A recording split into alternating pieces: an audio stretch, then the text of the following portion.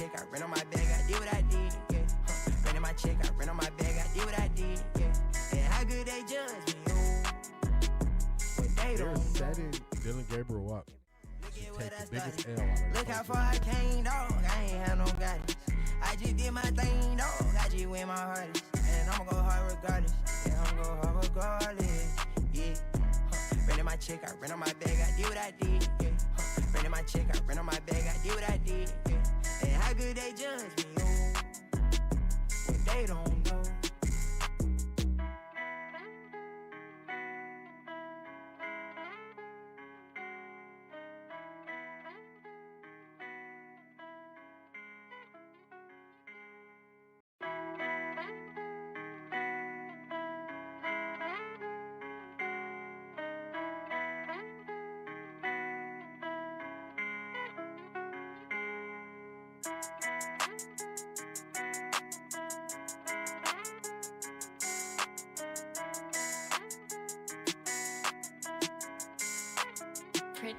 Look at what I did, look at what I started.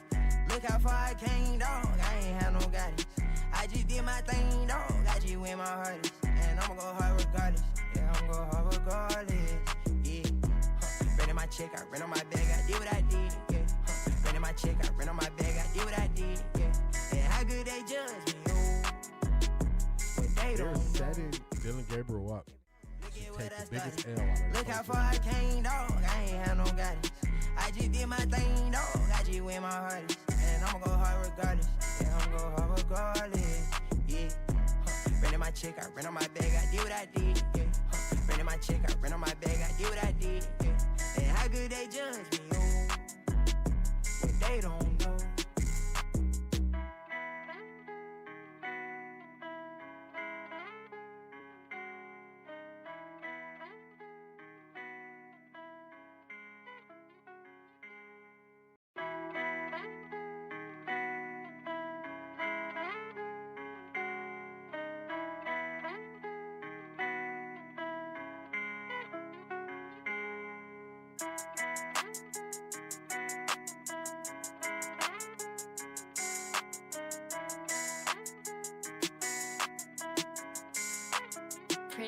Look at what I did, look at what I started. Look how far I came, dog. I ain't had no guidance. I just did my thing, dog. I just went my hardest. And I'ma go hard regardless. Yeah, I'ma go hard regardless. Yeah. Ran in my check, I ran on my bag, I did what I did. Yeah. Ran in my check, I ran on my bag, I did what I did. Yeah. And how good they judge me, oh. But they don't know. Setting Dylan Gabriel up. Take the biggest L on it. Look how far I came, dog. I ain't had no guidance. I just did my thing, dog. I just went my hardest. And I'ma go hard regardless. Yeah, I'ma go hard regardless. Yeah. Ran in my check, I ran on my bag, I did what I did. Yeah. Ran in my check, I ran on my bag, I did what I did. Yeah. And how good they judge me, oh. But they don't know.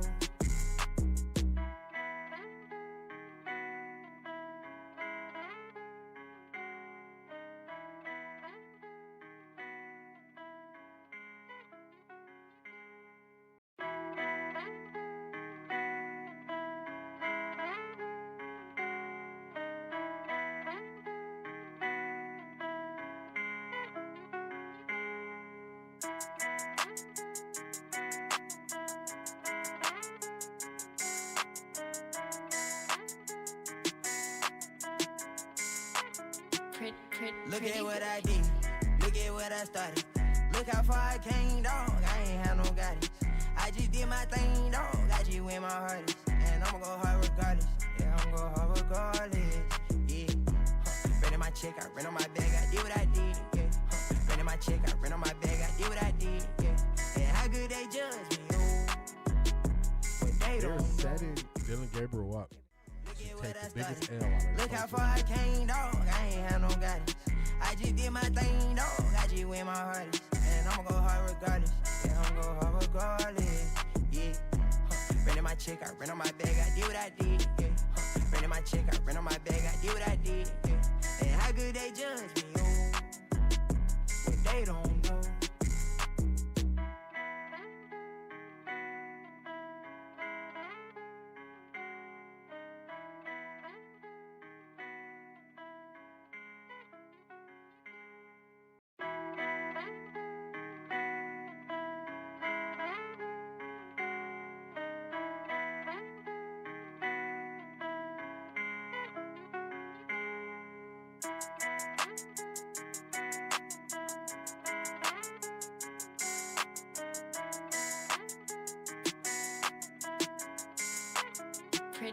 Look at what I did. Look at what I started. Look how far I came, dog. I ain't had no guidance. I just did my thing, dog. I just went my hardest. And I'ma go hard regardless. Yeah, I'ma go hard regardless. Yeah. Renting my check, I rent on my bag, I did what I did. Yeah. Renting my check, I rent on my bag, I did what I did. Yeah. And how good they judge me, oh. But they They're don't setting Dylan Gabriel up to take the biggest L out of Look how far I came, dog. I ain't had no guidance. I just did my thing, dog. I just went my hardest. And I'ma go hard regardless. Yeah, I'ma go hard regardless. Yeah. Renting my check, I rent on my bag, I did what I did. Yeah. Renting my check, I rent on my bag, I did what I did. Yeah. And how good they judge me.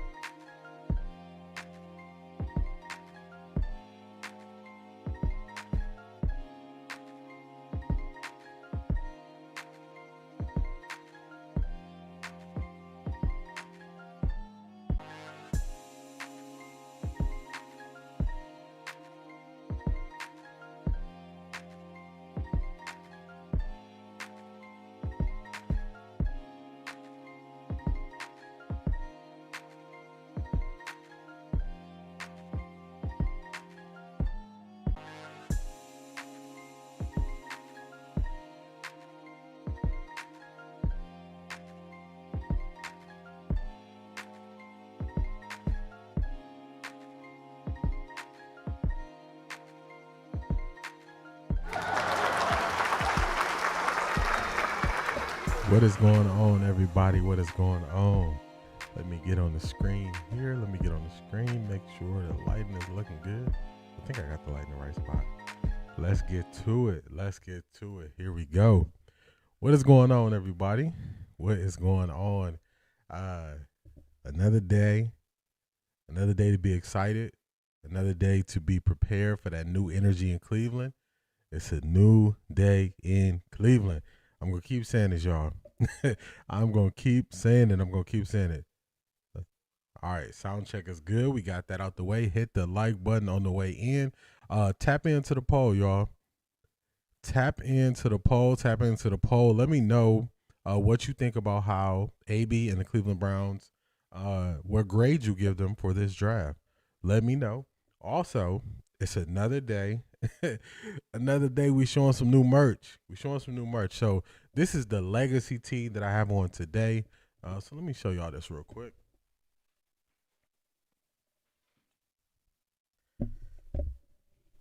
All right, so this is the legacy tee. Y'all can see it right here. Got that like stonewash feel to it, but also same quality. Then I got on the right sleeve, I got the OffThaRecordDee logo. So y'all see it. Tap in to the merch, offtherecorddee.com. Definitely tap in. Shout out to everybody who has already tapped into the merch. The Todd Father tee is flying off the shelves. Thank you to everyone who tapped in to offtherecorddee.com and got the merch. I appreciate y'all. I appreciate each and every one of y'all. Thank you so much. Thank you so much. All right. We ready. We are ready. I'm feeling good. I hope y'all are feeling good. I really like what AB did this weekend. Really like it, what AB and the Browns did this weekend. But also, AB actually, he hid the truth in plain sight. He hid it in plain sight. I've listened to AB for a lot of years now. And it just came to me last night or sometimes yesterday that he hid the truth in plain sight. He hid it in plain sight, and a lot of people missed it. The only way you were able to catch it is if you watch all of his press conferences and you listen to exactly what he said. He has a feel on the Cleveland media. The Cleveland media was guessing. What's she going to do? Best player available. Are you going to take a defender, a defensive player, if the defensive player is the best pick at 6? Are you going to trade back? Are you going to do this? So what the Cleveland media wanted to do was they wanted to use past history to then project out what they thought AB was going to do this year. Instead, AB was so confident. He was so confident in the Cleveland media missing what he said. He just said it to all of them. Every time he spoke leading up to the draft, he laid out his plan, and the Cleveland microphones missed it. So we're going to get to it. Also, remember, this is one of the first of biggest accomplishments in these young men's lives. So we're going to look at some more of the calls that the Browns put out. We're also, later on, we're going to get the Unc and Ocho, just kind of on target in one place, way off the beat in another place. Mary Kay had to muck around and find out. Mary Kay had to muck around and find out in real time. We're going to revisit that. We visited over the weekend, but we got a jam-packed show, lots of different topics.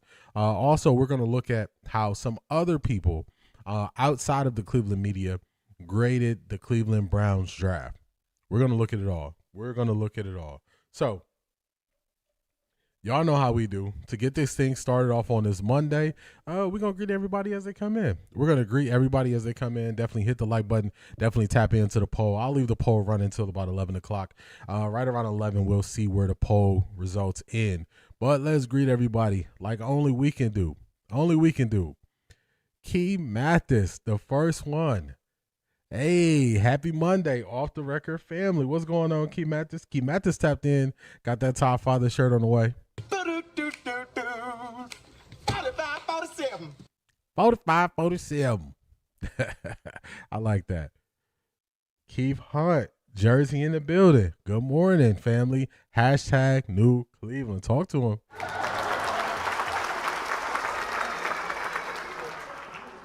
Key Mathis says, shout out to AB for a well-seasoned, well-cooked 2026 draft picks. Talk to him, Key Mathis. Donnie Kings tapping in from the Netherlands. What's going on, Donnie King?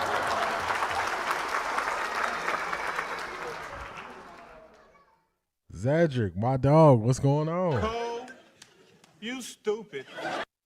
Let's go with this one. Nah, that ain't it, y'all. Listen. Zedric says, good morning, good people. OTA's less than a month from now. I'm excited. I'm super excited. I'm not seeing nothing negative around the Browns, y'all. I'm not feeling any negativity. If people want to be negative, that's perfectly fine. You know what they can do? Everybody stay on that side when they switched up. You switched up, stay on that side, man. They can stay wherever they're at because I'm not seeing the negativity. I'm not seeing it. Did my chat just move? Okay, let me go to the other chat. Make sure I can greet everybody from the top. All right, here we go. Sharon Brantley, good morning.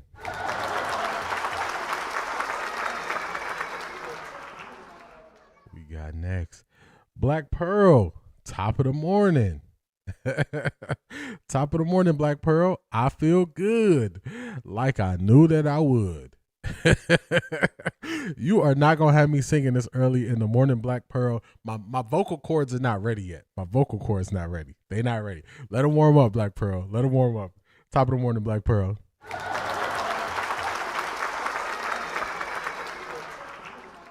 Asante, what's going on?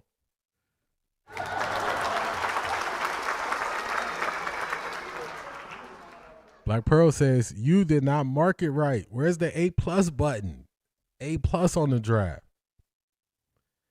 Let's see. Maya, what's going on? Good morning, fam. Sitting in the jury selection room today. Fingers crossed that I'm not picked to serve on a jury. Oh, my goodness. Yes, fingers crossed for you. I served on a jury one time. That thing went about just under 2 weeks when I lived back home in Cleveland. And then down here in North Carolina, both times they were like, oh, we don't need you. So it worked out. So hopefully it works out for you.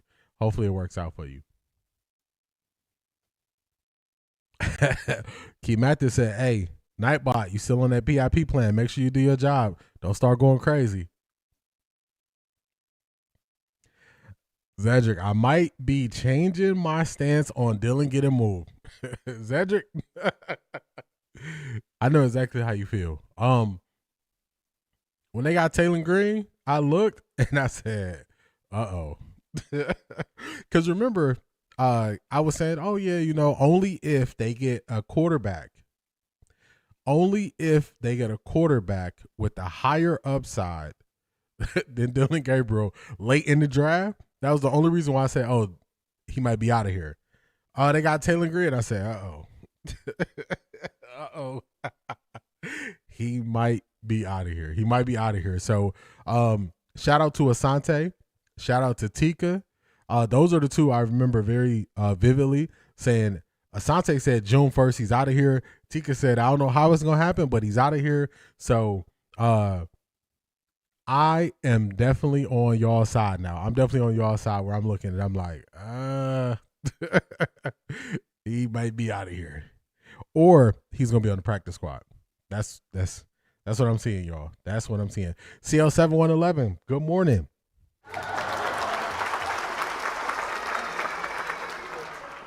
Definitely hit that like button, y'all. Hit that like button.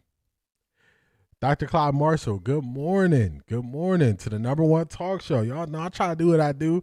Try to keep y'all entertained for a couple hours out your day, Monday, Wednesday, and Friday. Y'all know when we here. I appreciate you.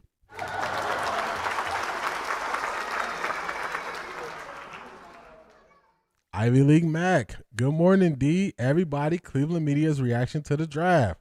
We do not care. Talk to him. Hey, that's exactly how I feel. That is exactly how I feel. I'm not looking for what they say. I'm not looking for how they react. I'm just, hey, man. It's so much. The YouTube space is such a big environment that we all don't have to react to the same stuff. And if you're looking for me to react to the people who I said don't know football, I'm sorry. I'm sorry. It ain't happening. It ain't happening. Appreciate you, Dr. Clyde Marshall. Thank you for tapping in. Thank you. Ooh, my chat just jumped. Craig, what's going on, man? How you feeling today? Says, good morning, D in the chat. I have questions about QBs. Oh, my goodness. Man. So, Todd Monken said he doesn't want a 3 or 4 team, 3 or 4 quarterback competition. The first thing they did was threw Taylen Green right into the quarterback competition when they are already saying he has some stuff he has to polish and clean up. Now, one thing I believe Todd Monken is hitting at, that there could be a package that they utilize for him in the red zone. I'm not going to call it the Wildcat, because the Wildcat was something that was Kevin Stefanski branded. We got to come up with a new name for it, but he was hinting at that because he has that dual threat ability, he can run or pass. They could potentially put a package together for him in the red zone. So it's crazy. That's the one I'm leaning towards. Yeah, probably Dylan Gabriel going to the practice squad. Grade A. AB did his thing. He did his thing. Jizzle, what's going on? How you feeling, man? What's going on?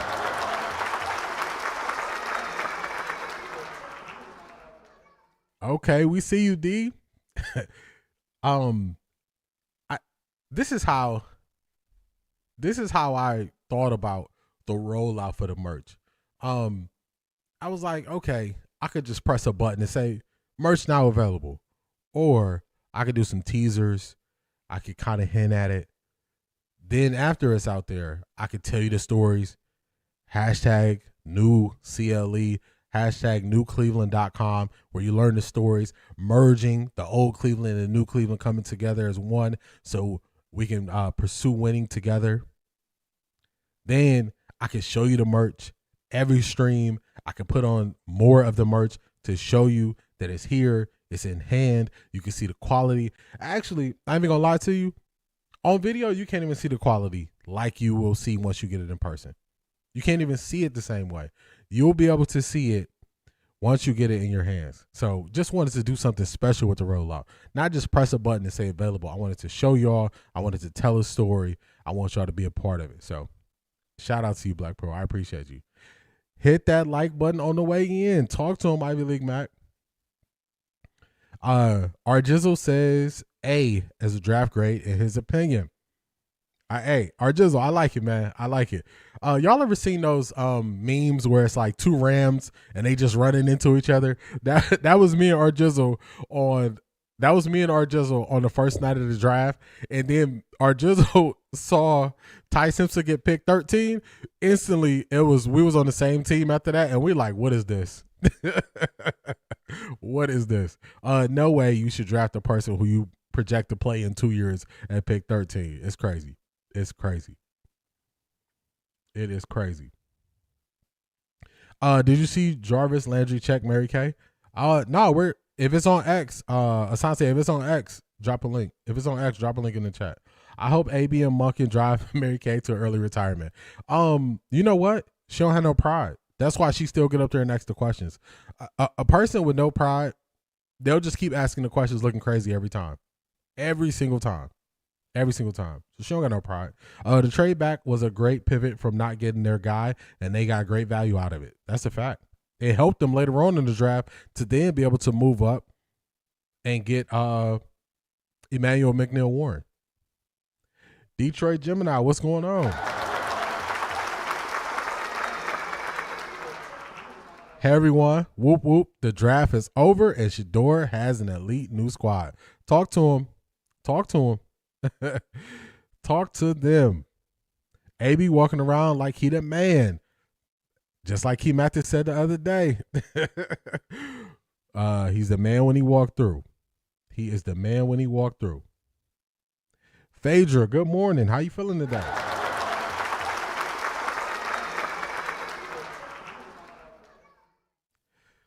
Tika's in the building. What's going on, Tika? I don't think he went to school nowhere. If he went to school, he didn't learn nothing. He didn't learn nothing.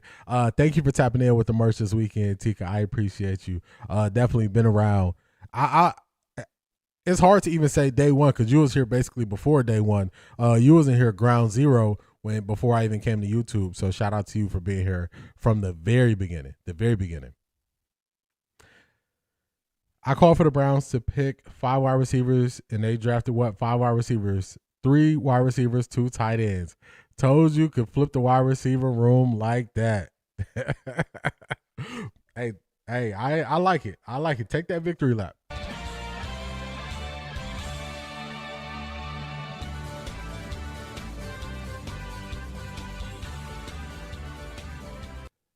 Take that victory lap. I'm man enough to admit I misunderstood what you meant by flipping the room. So, hey, I got no problem putting it out there. Shout out to you, Ivy League Mac. Everything that they did leads to the Browns being better. So, I appreciate you pulling them receipts. Because this is the thing, y'all. I pull receipts on people. I have no problem with people pulling receipts on me. So pull them receipts on me, and I'm going to give you the proper credit. That's the type of person I am. So shout out to Ivy League Mac. Daisha, what's going on? How you feeling today?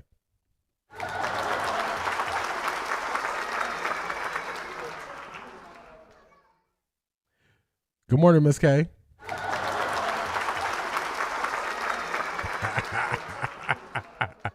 Hey, talk that talk, Ivy League Mac. Ivy League Mac said, I'm here for all the smoke. He said, I ran towards the smoke. I didn't run from it. Hey, I like it. I like it. I like it.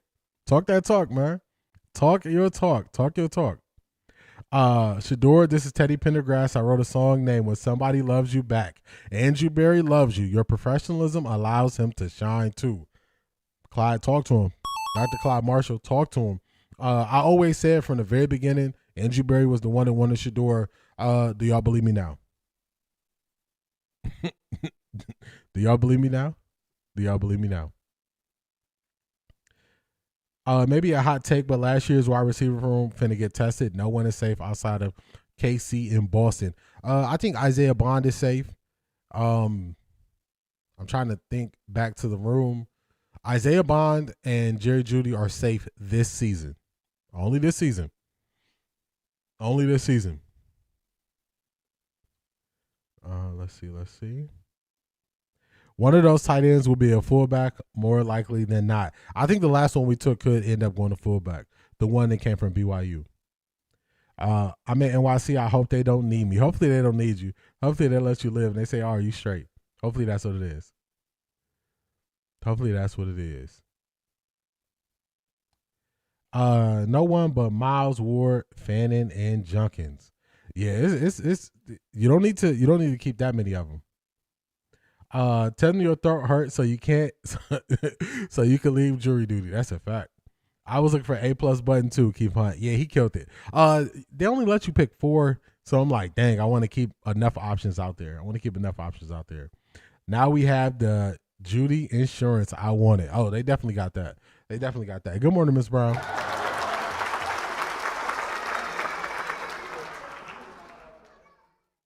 Green is going to be Shedeur Sanders' backup after this season.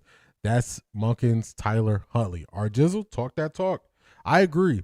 That was one thing that I was trying to get people to see. Don't be alarmed if we do get a quarterback, because that quarterback is going to be the future backup to Shedeur once Deshaun Watson is out of his contract. I wanted people to see that early so they wouldn't be alarmed and shocked. It seems like the writer on the wall for DG and old girl. Yeah, it's going to be practice squad. A.M. Williams, good morning. How you feeling?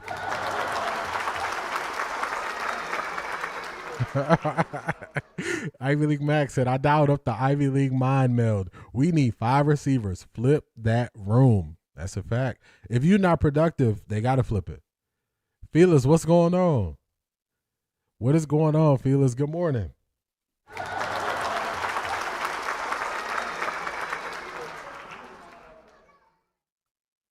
If they get rid of DG, wouldn't that be wasted draft capital? Sunken cost fallacy, where you could believe you need to hold on to it to get your money back, or you could cut your losses faster. So you got 2 options. You hold on to it and say, we use a 3rd round pick on them, or you say, you know what?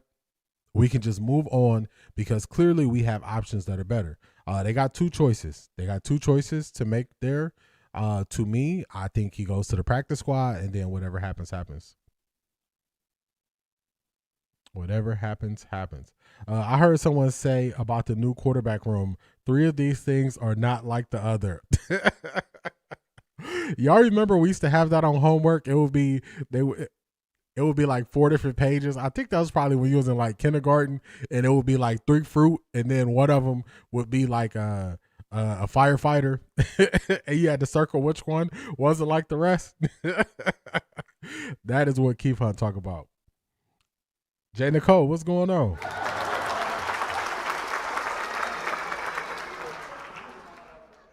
Oh yeah, that's why I had to put some respect on your name, Asante. I'm on record saying over a month ago that Brucey will be gone before June 1st. You did say that, and I was like, yeah, I don't know. You did say that though. Put some respect on my name. You understand me? When y'all saying my name, put some respect on it. Who was the coach when Monken was previously in Cleveland? Did the media grill him back then too? The media always been the media. They've always been that way. The head coach was Freddie Kitchens. It was too much going on. Freddie Kitchens was a good up-and-coming offensive mind. Just as a leader, he wasn't the best. So they would work on a specific game plan the entire week.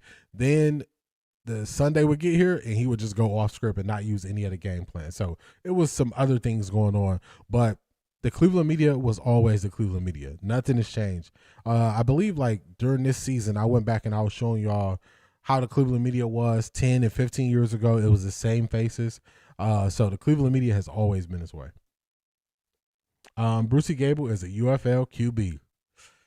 Hey, you got to get in where you fit in. My take on Green. Now the Browns have 3 QBs who can run the same scheme and playbook.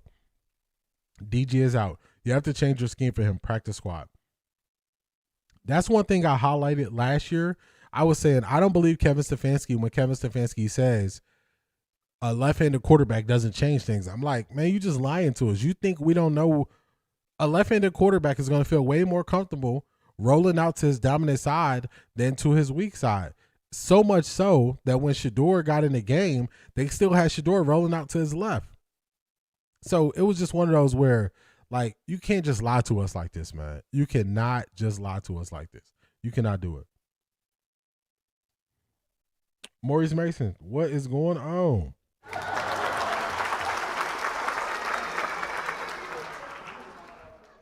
Kevin's problem was that he wanted to spam it instead of using it to catch teams off guard. I agree with that, as they're talking about the Wildcat. And also, Taylen Green, as he learns the speed of the game and all those things, they can use him more in a Taysom Hill style role where he can run or pass because he's a quarterback. So it adds an element to the game that you just didn't have when you put Quinshon Judkins back there. It's a different element that they didn't have. Nobody was threatened by Quinshon Judkins throwing the ball. If he threw the ball, they would just say, okay, he threw the ball. Dylan a lefty too, so it really makes him odd man out. Really only one change in the room he could fit in without much changing. That's a fact. Don't be surprised if the Browns average 30 points a game. Man, we're going to put up some points for sure. If they use Green in the red zone, won't that take away from Shedeur like it did when Kevin Stefanski was using the Wildcat when they got in the end zone? Shedeur doesn't have a problem with getting the ball in the end zone. It's an added layer. So everything in football is you want to add different wrinkles to the defense so they don't get used to what you're doing. If you look at the good teams, and the standard that we use is always going to go based on what good, winning, successful teams do. That's the standard. Patrick Mahomes had a down year, got injured. They don't always use Patrick Mahomes a quarterback in short yardage situations, goal line situations. They don't always use Patrick Mahomes there. Lamar Jackson. Y'all know what Lamar Jackson is. They take Lamar Jackson out sometimes at goal line and short yardage situations and use a tight end. So some of the things that happened last year and how Kevin Stefanski did things, he did not do things because he was very creative. He did things due to his lack of creativity, and he just came up with the easiest solution he could implement. But good teams have no problem taking their quarterback out on short yardage and goal line. They have no problem doing that to protect the future asset and to protect the franchise quarterback. So if Shedeur comes out of the game, they don't take Lamar out. You're just wrong. I'm not there yet. I just happen to look over it, but you are 100% wrong. Marine Gamer TV, you are wrong. All you have to do is go back to the Baltimore Ravens highlights and look at who scored a touchdown against the Cleveland Browns on a fake QB sneak on 4th and 1. Was that Lamar Jackson? Like, you're just wrong, man. You're wrong. You're wrong. Maybe you can be technical and say, oh, they don't take him off the field, but he's not part of the play. So, but you are wrong. They use someone else at quarterback, and Lamar doesn't touch the ball. You're wrong. You're wrong. Who scored the touchdown against the Browns when they did a fake QB sneak? You just wrong, man. It's okay. You are playing semantics. He don't touch the ball. They put somebody else in a quarterback. They do the same thing. How many times have they thrown the ball to Lamar when he wasn't under center? He was on the field as semantics. That's semantics. He has no point in the play. If you run the Wildcat and you put Shedeur at receiver, they're never throwing him the ball. So, okay, technically he's on the field, but is he part of the play? No. Look, man, you got to go somewhere. You got to go somewhere. You got to get a feel for a person, see if they have an idea what they're talking about. That's all you got to do. Get a feel. If you want to play semantics and say, oh, he was on the field. Okay, cool. He was on the field. But who ran the play? Who they snapped the ball to? Like, look, man.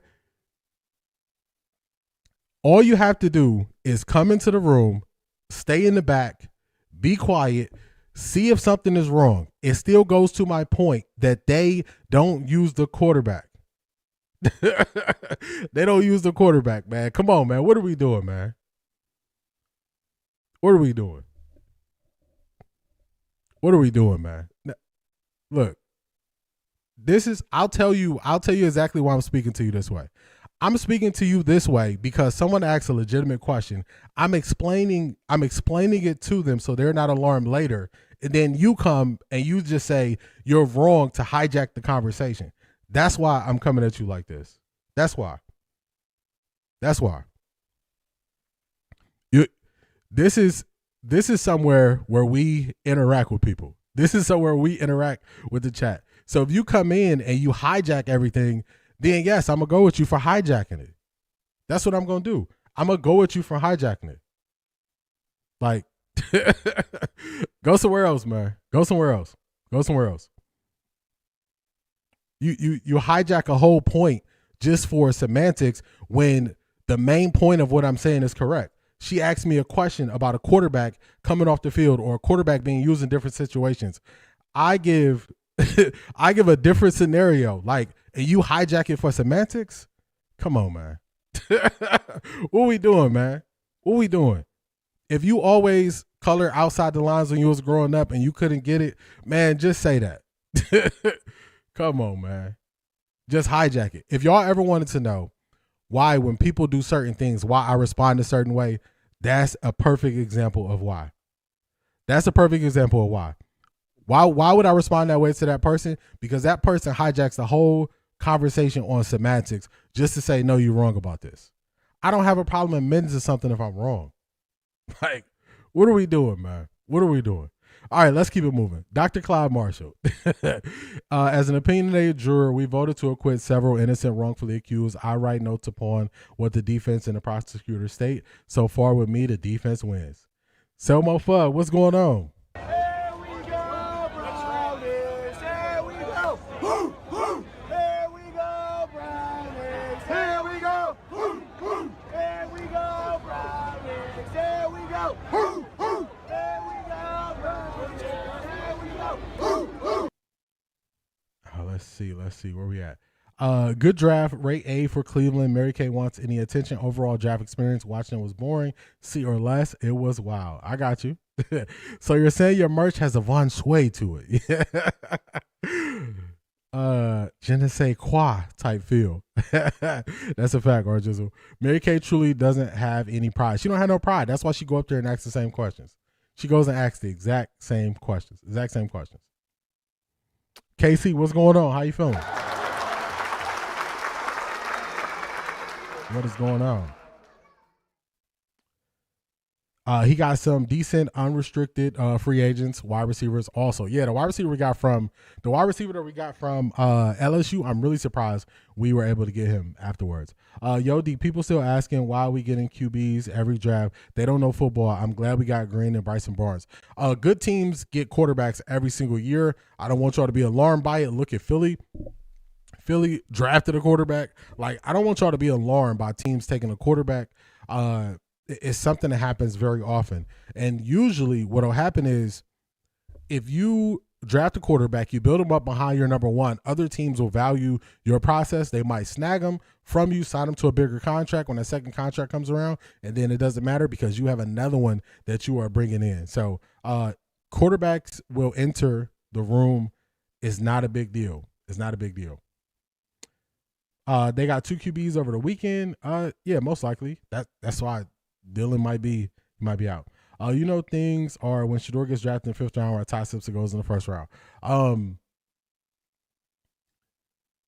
Even the head coach has to backtrack. When it comes to taking Ty Simpson that early. Even the head coach got to backtrack.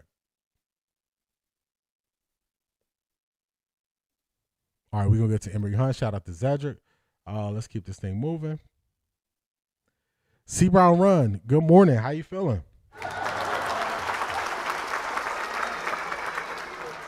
That Panthers game told me everything, the privilege of it all, that Simpson really thinks that he is worthy of the 13th pick. Ty Simpson should think he's worthy of the 13th pick. It doesn't mean that somebody should pick him at 13. One is a rookie minicap invite. I would give him an E for excellent. Barry had everything going this draft, trade backs, trade ups, triple down on key positions, took home run draft swings, field key defensive roles, maestro moves. Talk to him. Can someone claim DG off the practice squad? They can. Looking back, I think Barry wanted to draft Shedeur in the 1st round, but the league has him not to. I'm not sure why. I'm not sure why. I'm not sure why the Browns waited so late to draft him, but I'm just happy we did get him. I wasn't happy about another QB at first, but since it's Green, I think it's genius. He'll be a great backup for Shedeur. That's why a while ago I wanted y'all to understand and be prepared for that idea. I wanted y'all to be prepared for the idea of a quarterback being selected.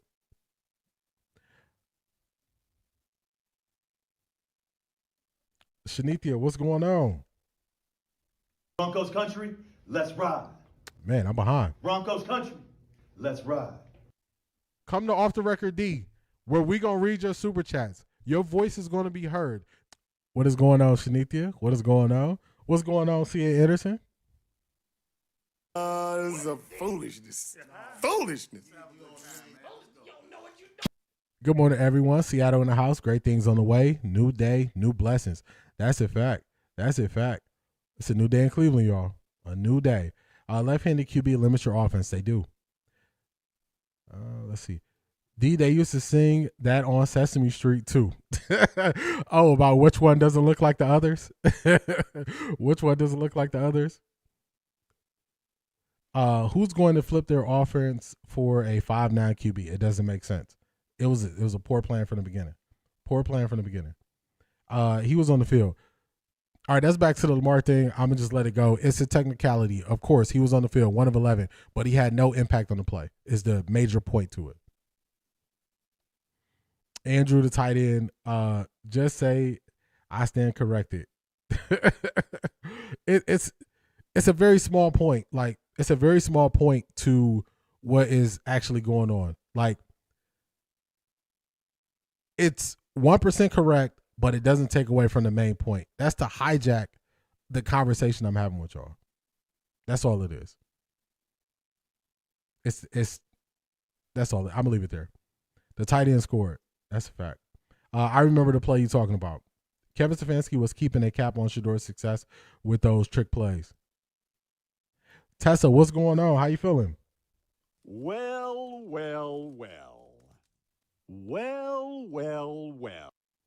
Tool man, what's going on? Sorry I was late for a round toke or drink Kool-Aid. Buying Super Bowl tickets yet. Hey, the Browns goes to the Super Bowl. We in there. That's easy. That's easy.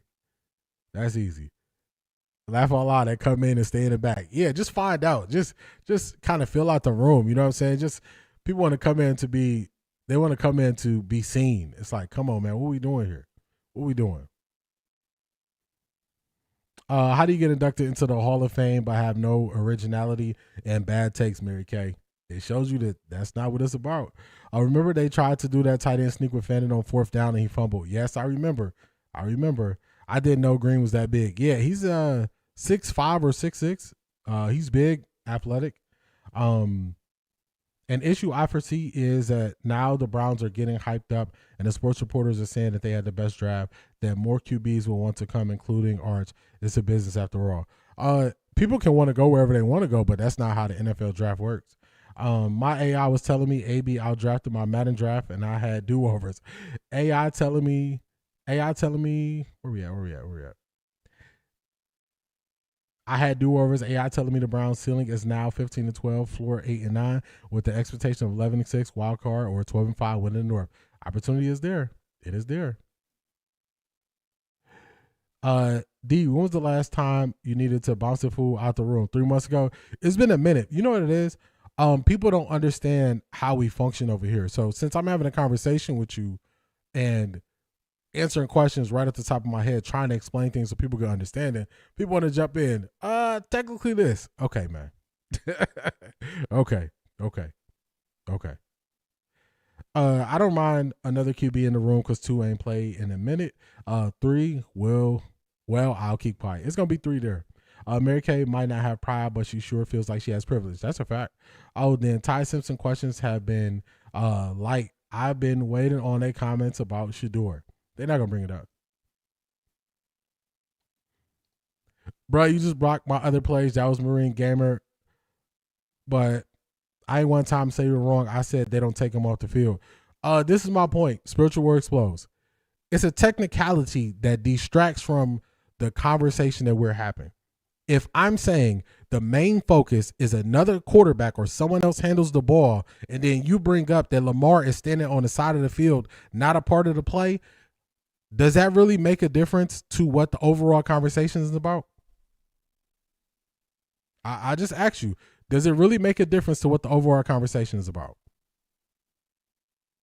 If someone is asking what happens when they bring in another quarterback, and I'm giving examples, when Patrick Mahomes stands by the sideline and Travis Kelce runs a QB sneak, when I'm giving examples of Mark Andrews running a QB sneak and him standing over there, does that take away from the main point of what I'm trying to make?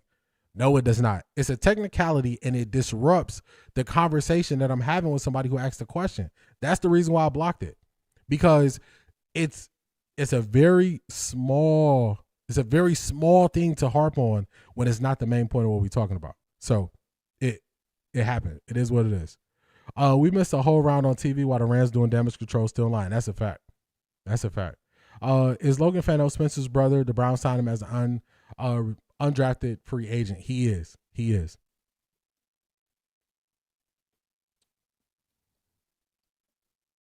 not going to want to sit behind Shedeur the entire time. Dylan, he's accepted his fate, but not Green. He got some development to do. I mean, if you look at any of his tape from college, he has some development to do. He did do some good things, but it's definitely some stuff he needs to work on.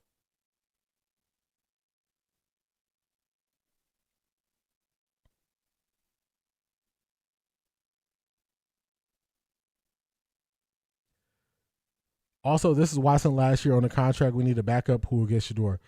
I'm saying they're going to use that excuse to take Shedeur off the field. Nobody trying to hijack. Bruh, everything, he all good. We agree, you got it. Okay. Listen to Shedeur's interview after the preseason game when he said what he needed to better his game. Andrew Berry has a degree in economics. When using economics to graph is an effective tool. An example, methodology. Andrew uses methodology is defined as data, graphs, and math behaviors. I didn't realize they picked up a second QB in the draft, or was it free agency? Free agency. Like you can't take the pick back, and you clearly didn't like the pick. That was a good old boy pick.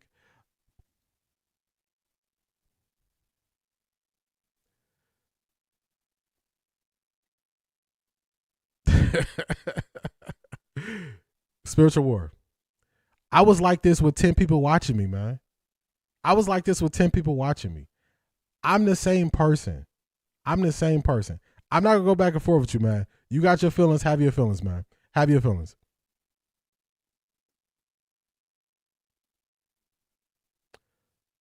One in the draft, 6th round, and one is an undrafted free agent. Yes, it is. I heard Ty's father is good friends with the GM. He is. He's good friends with Les Snead. Sounds like that person ate lunch in the classroom. D, take it easy on the little one. I'm just going to keep it moving, man. Rams head coach was hot. He was, and he's trying to explain the reason why he was mad because I was mad because it was out of respect to Matthew Stafford. It don't even make sense. It don't even make sense. His answer don't even make sense. Don't even make sense. But it is what it is. It's after 11. Let's go ahead and wrap up the poll. 92% say AB and the Cleveland Browns knocked this draft out of the park. 92% say that. 92%. All right, let's keep it up to the chat. Let's keep this thing going. I believe certain groups of people are drafted high for money. They will get a high amount of money even if they don't deserve it. That's a fact. That's a fact. That is a fact. That's a fact. Let's get this thing started, man. Y'all know what? I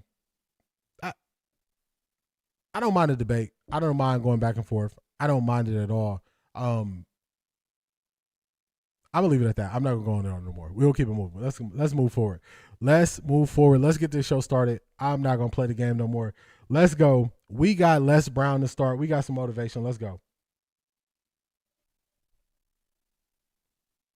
Training. But I met a high school teacher who one day changed my life. I was waiting on another student, and when he came in, he said to me, "Young man, go to the board and write what I'm about to tell you."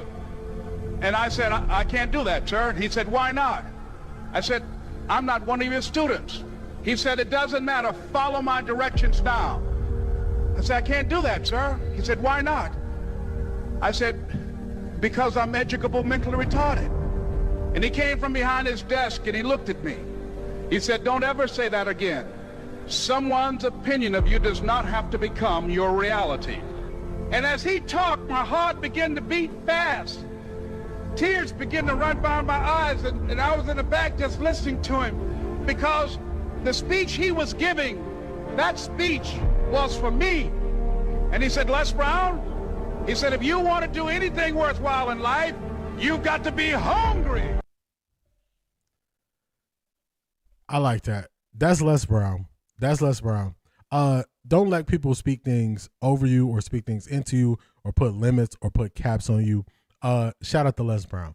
All right, let's keep it moving. This is going to be better seen from this angle.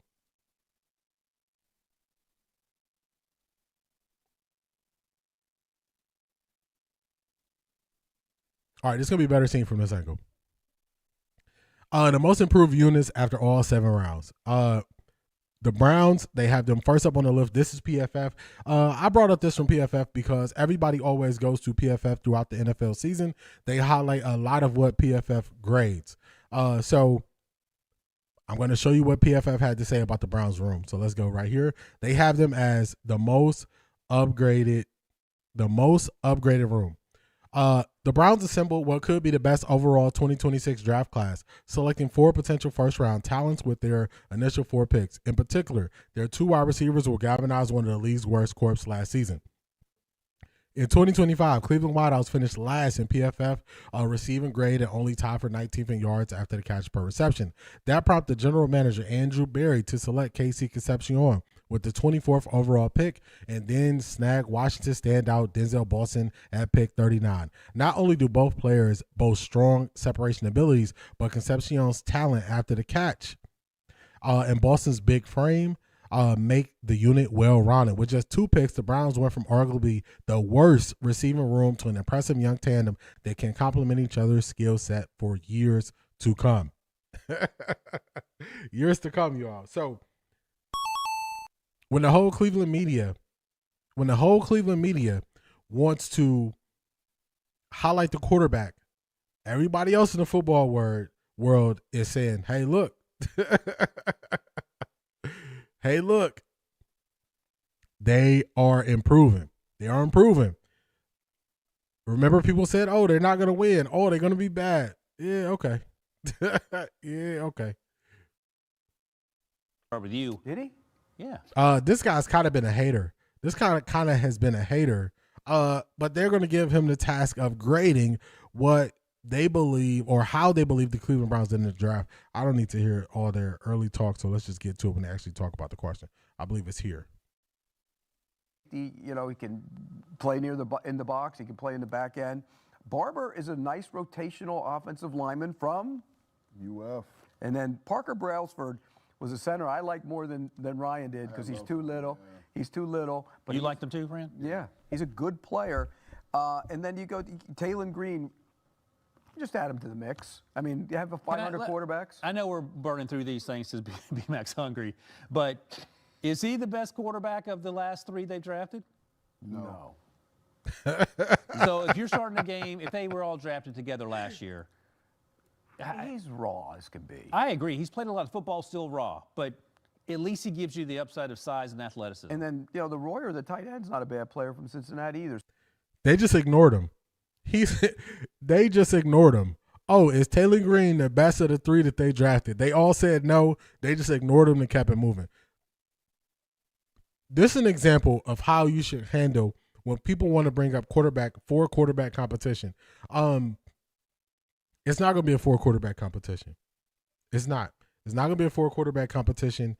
It's going to be 2 quarterbacks in the running for starting, and you can already kind of pencil in who the number 2 and number 3 quarterback are going to be. But that's what we're going to do. We're not going to give it extra energy because a lot of people only want to talk about quarterbacks. They didn't even look up. No. No. This is not a long conversation. No. That's what we're going to do. He wanted to bait them, and nobody fell for it, surprisingly. None of them fell for it, so shout out to them for not falling for it. All right, let's get to some draft calls. Hey, man, we are so let's get to some draft clause. And I showed a draft clause because I want y'all to see, I want y'all to see these guys live out their dreams in front of us. That's what I want y'all to see. I want y'all to see them live out their dreams in front of us. So excited. We traded up to take you off the board here.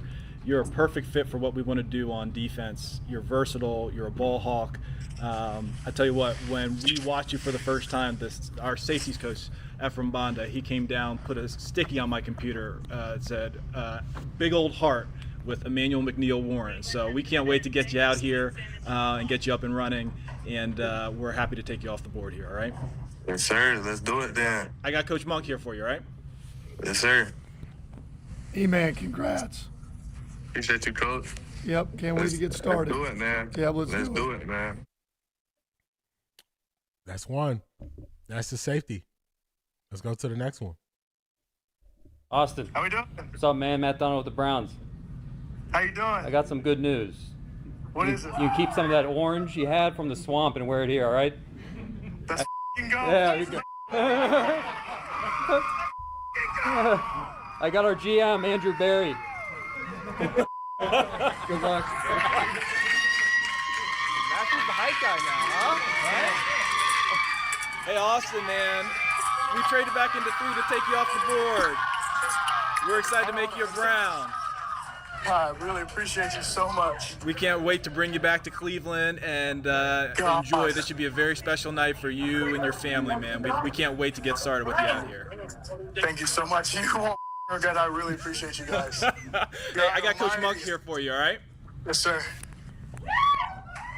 Congrats, big man. Thank you so much. Yep. Looking forward to getting you here. Yep, congrats. I know it's been a long wait. No doubt. I'm just so blessed. Thank you guys so much. You bet. Remember they said nobody wants to play for the Browns. Nobody wants to be a part of this team. How many times they gonna get it wrong? How many times they gonna get it wrong, y'all? Let's keep it moving. Hey, Parker, how you doing, brother? I'm good, man. How are you? Did you like your trip out to Cleveland last month? I did. I loved it. You want to come back? Yes, sir. All right, Absolutely. man. Hey, we're going to take you off the board here. We cannot be more excited to get you on the team. You're exactly what we want at the position. I think your movement skills are really going to open up our run game. And I think your makeup is exactly what we want out of the position. So we can't wait to make you a Brown here in a few minutes. And I got Coach Monk over here who wants to say a few words to you. Yes, sir. All right? Congrats. Thanks, Coach. Yep, can't wait to get you. I know Coach Warhop's fired up. I I'm in am love too. with you on your visit. I appreciate that, man. I'm going to pass the phone over to J-Dub. Yes, sir. Y'all see it. All of these guys are very excited to become a Cleveland Brown. It's a new day. It's a new energy in Cleveland. Everybody sees it except the people who don't want to see it. So the people who don't want to see it, they're trying to pull negatives out of this. But I see it otherwise. I see guys light up when they see Todd Monken. I see AB show more of his personality. I don't know how else I can kind of tell y'all or explain to y'all that things are changing. Things are changing. Success when it comes to sports starts at the top. It starts at the top. It starts with leadership. The leadership has to be clear. It has to be defined. There has to be a vision. There has to be belief. There has to be buy-in, and there has to be development. The Browns got all of those things. They got all of those things in place. All of those things in place. And now you are seeing it play out. You're seeing it play out. The first thing I saw that made me excited was the mindset. It started with the mindset first. That's why I've been excited for the Browns. That's why I've been this way. It didn't just start this weekend. I was putting it on wax before free agency, before they even went through the draft. This only just solidifies it and stamps it even more. That's all it does. That's all it does. Let's keep it pushing. Another one. Justin. Hey, hold on. I'm excited to check out his tape. Yeah, quiet him down there. Hey, Matt Donald with the Browns. How you doing, buddy? I'm good. How you doing? Good, man. Hey, I'm going to give you to our GM, Andrew Barry. We got some good news for you. What's up, Justin? How we doing, buddy? How you doing? Hey, man, we're going to take you off the board here. We can't wait to get you to Cleveland. I say your speed, your motor, your athleticism, it's perfect for our defensive system. I can also tell you this. I've got a special team staff who is jumping for joy right now that we're making this pick. But we can't wait to get you to be a member of the Dog Pound, and we're going to take you off the board right here. Most definitely, I can't wait to get there. I appreciate it. Dog. All right, hey, listen, I got Coach Monk here for you.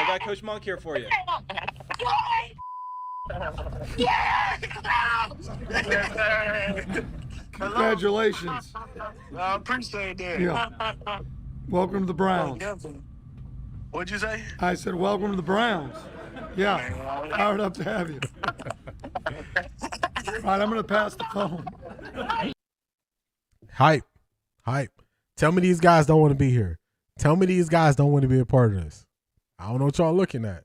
I don't know what you're looking at. They're excited. They're happy to be here. Yo, D, why it seemed like we got 4 first-round picks? Because if you look at it, we did. We did. I wonder why you need to see draftees in games to determine if it's a good draft, but don't need to see them play to say it was a failure. Because they only view things through the negative lens. They only view it through the negative lens. It's never an option of it going positive. It's not even on their spectrum. It's not even something they think about. They only think about it one-sided. That's all they do.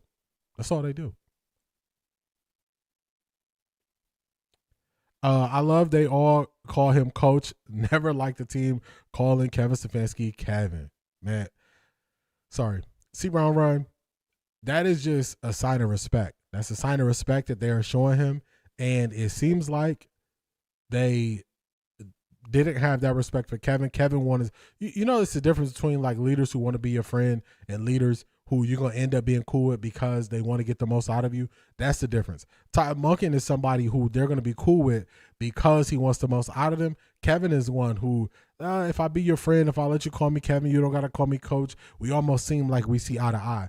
That only works when stuff going good. As soon as things go bad, that turns into disrespect. And that just played out in how they voted and spoke on Coach Monken. Kevin Stefanski at the end of the year. At the end of the year, everybody said, get him out of here. Get him out of here. These players are very excited to come to the Browns. Monken is the man. That's a fact. I got to look at Parker's tape. I like the vibes of all the picks. I do too. Let's see. I think I saw Ms. Brown's comment. Where'd it go? Let's see. The microphone silence today. They don't know how to be negative, but to say now Shedeur may be on the trading blocks. Grossi and Rizzo, shaking my head. You're so right about Rizzo. Everybody that was using Rizzo as, oh, look at him defending Shedeur. I kept telling y'all, hey, he is not being truthful. He is not being honest. I don't have no reason to hate on Rizzo. All I can do is just call what I see. I saw it. I called it out there. Now it's playing out. So we'll see.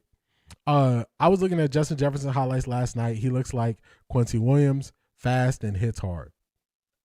He looks really fast from the small clips I saw, so I'm excited. So Rizzo is now saying Shedeur may be traded. Shaking my head. I never trusted him. Don't make sense to me. Don't make no sense to me. D, continue your show. You're doing great. I appreciate you, Ms. Brown. Tapped in since day one. I'm so happy for all the players changing their lives. That's the best part of the draft. I agree with that, Detroit Gemini. Apparently, Sean McVay doesn't think the 13th pick was not worth being selected. Arkansas won 2 games at Arkansas in 2025.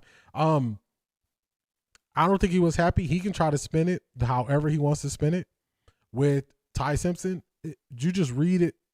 He was not happy. He was not happy about that pick.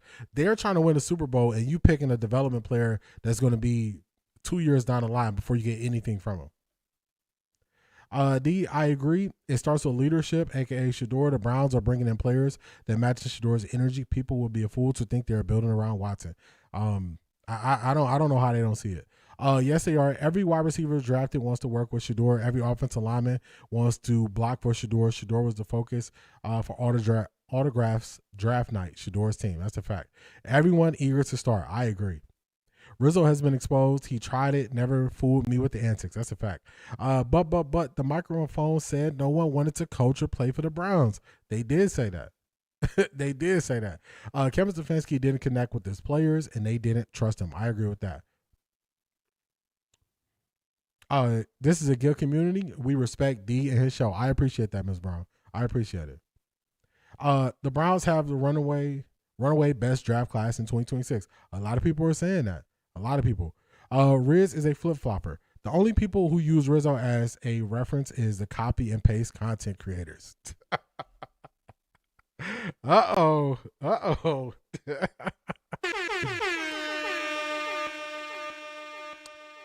Y'all, if I say it, I'm the one that's hating. But Black Pearl just put it out there.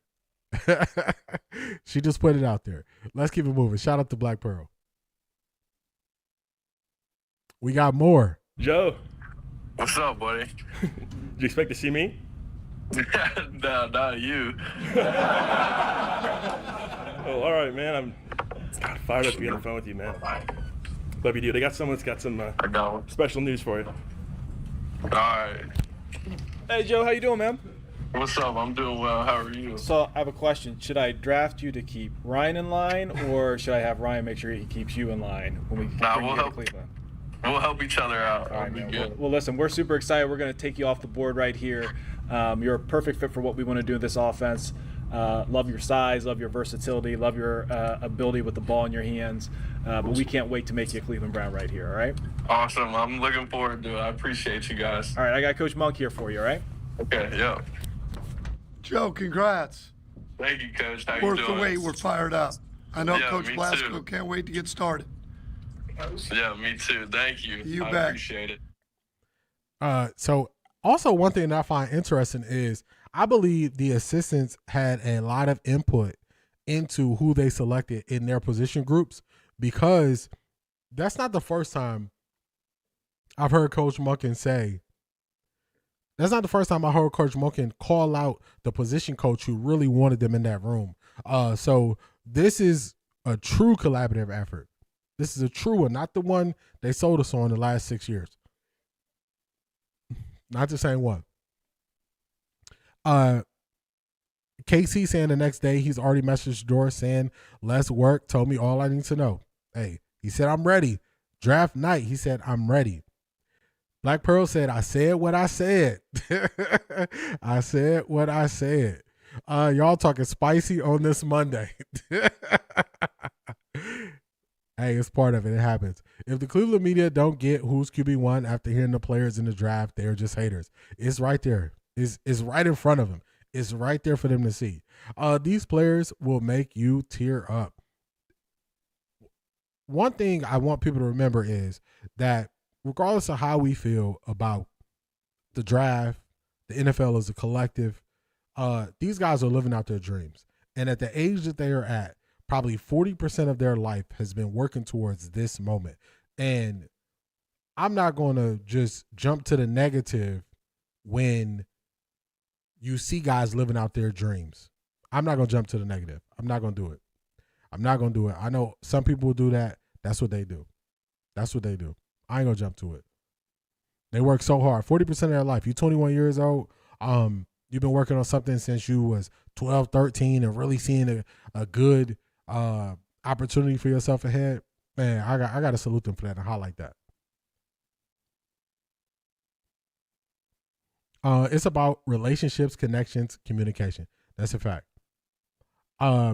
We know they're haters, which is why we do not care about the Cleveland media. Talk to them. Talk to them.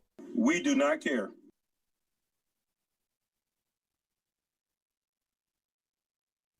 Monken is the best leadership I've seen in coaches since Ditka, Parcells, Jimmy Johnson. It's respect. It's not lip service. Yeah, he's taking it back. It's an old school approach. It's an old school approach that a lot of people thought couldn't work in this era. But when it comes to coaching, when it comes to leadership, one of the things you have to be is yourself, and you have to be honest with what you're pushing and telling people to do. You have to be. So that's what he does, and people respect that, because a lot of places you go, you don't get that. I'm sick of people using Shedeur's name in their titles every day for clicks, and then play the crap about Cleveland mics, be talking about who cares what they say. Hey, that's why I just kind of slowly removed them. To have a great coaching staff, they all have to be a part of the decision making. Craig, I agree with that. People only think about empowering players, but you got to remember, you got to empower the coaches too, who are going to have the most contact with the players. You have to.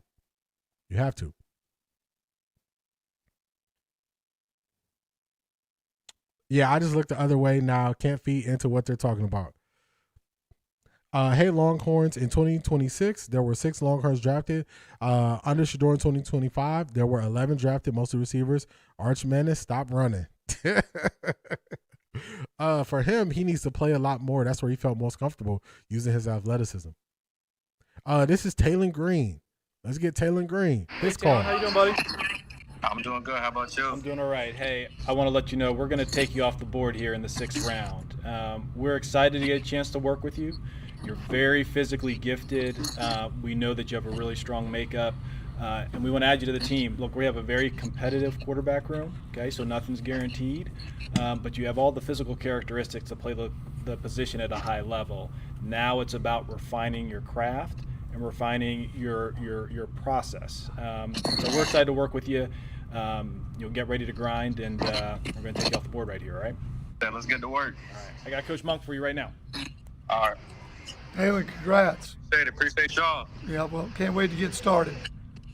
Yes, sir. Let's do it. Hey, excitement is there.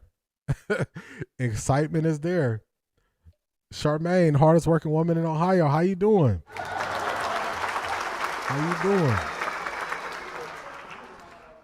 I didn't know, but I don't remember Kevin being honest, vulnerable ever till he got his fire speech. I agree with that. He was never really vulnerable like that. Leadership and alignment are the key words this year for the Browns. That's a fact. D, who is the Jackson State wide receiver player they invited? Do you know him? No, I got to look more into him. I didn't really get to do a deep dive on the free agents that they signed, the undrafted free agents, but I'll look more into him this week. AB is a dog. AB is showing that he could do this job. He could do this job well. Very different language than what he told Shedeur last year. That's not a bad thing. Not a bad thing. Just come in and work. But I think last year he was definitely navigating the waters of what just happened. Trying not to show too much excitement. And I don't think he's loose, because AB is not really like, he's very careful in how he speaks. But I would say he's more comfortable this year, it seems.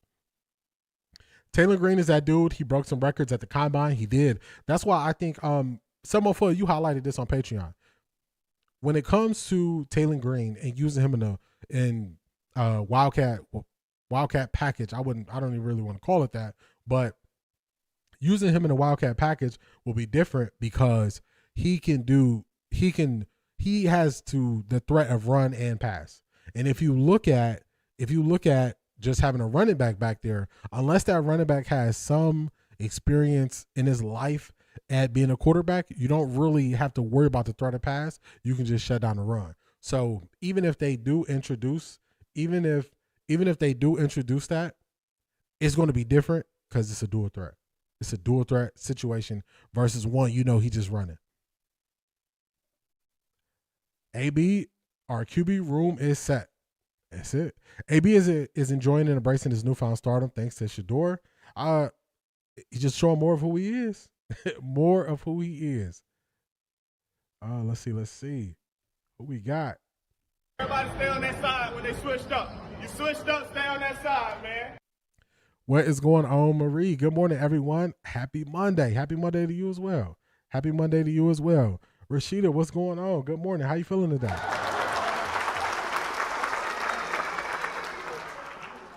That's what I think. It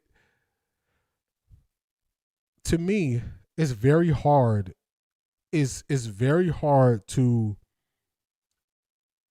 compare this year how the draft process went to last year, especially even with just the initial talking to the players. It's different. It's a different energy. It's a different excitement. Of course, all guys are excited when they get drafted, but it's just a clearer message I see this year. Clearer message. I noticed how the Browns offer a specific rationale for why they selected a particular player. Chef's kiss. Yes, they let you know exactly why they wanted you here. Exactly why from the beginning. It adds an extra element. I agree with that. See how AB explained to him in a simple way that they plan for him going forward without going overboard. I agree. With Quashan, it was just put your head down and get yards. That's it. I thought it was interesting that he further clarified the intention for now. I think Dylan gone. Yeah, I had to change my mind on that one. I don't know how long Dylan's going to be able to stay. If Green has dedicated Wildcat plays for the game, then that means DG is QB4 in the practice squad. I agree with that. And that's something that Coach Todd Monken already spoke about. This is what I have to come to appreciate about AB.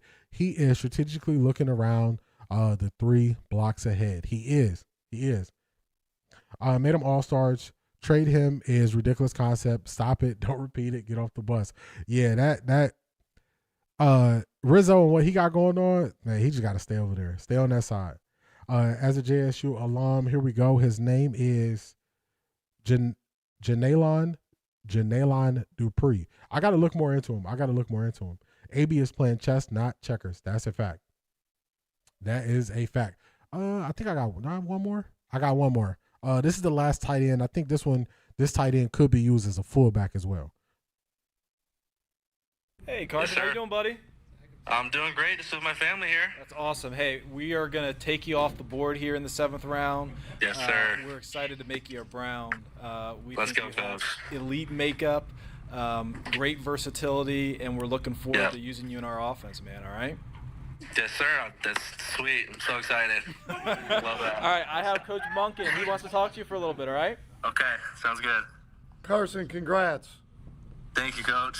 Yeah, long day, I'm sure, but it's worth the wait. Love your versatility, Yes, be able to move you around on the line of scrimmage, off the line of scrimmage. Obviously, BYU did a lot of great things with you, and you showed up on tape. Not only your receiving skills, but your ability at the line of scrimmage and in line. So can't wait to get started. Again, congrats. All the hard work paid off. Yeah, thank you, Coach. I'm excited too. Can't wait. All right, enjoy it with your family. We'll see you in a couple weeks. All right? Very clear. This is what we like. This is what you did in college. This is how we envision using you in our offense. Very clear from the very beginning. Very clear. Very clear. So happy for 2. Neff going to take the league by storm this year. I think the Browns are going to do well. Hey, D, do you think DG is on the chopping block? I don't know if he's on the chopping block. I think he could be an odd man out. I don't know if it's really much trade value for him. So I think he could end up being a practice squad QB when the season starts. I think that's what could happen. You could tell last year AB was wrestling with a lot of feelings when it came to drafting Shedeur. I agree. Dangerous. That's what I'm talking about, Ivy League Mac. The Browns got that bad culture out there locker room for the most part. I agree with that. He was fighting for his life. AB was last year. He was. Hashtag New Cleveland. Hashtag dangerous. Talk to him. I love AB call with Boston. Yes. Do you think Jerry Jeudy still wants to be a Brown? I think he still wants to be a Brown. I don't know if how he performed last year will work with this leadership group. I don't think how he performed last year is going to work. He's going to have to do a whole lot more than what he put up last year.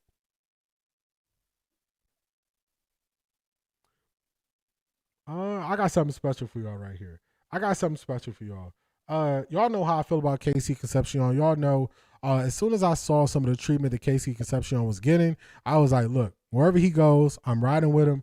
I just got lucky. He ended up being on the Browns. So let me show y'all something special from KC Concepcion.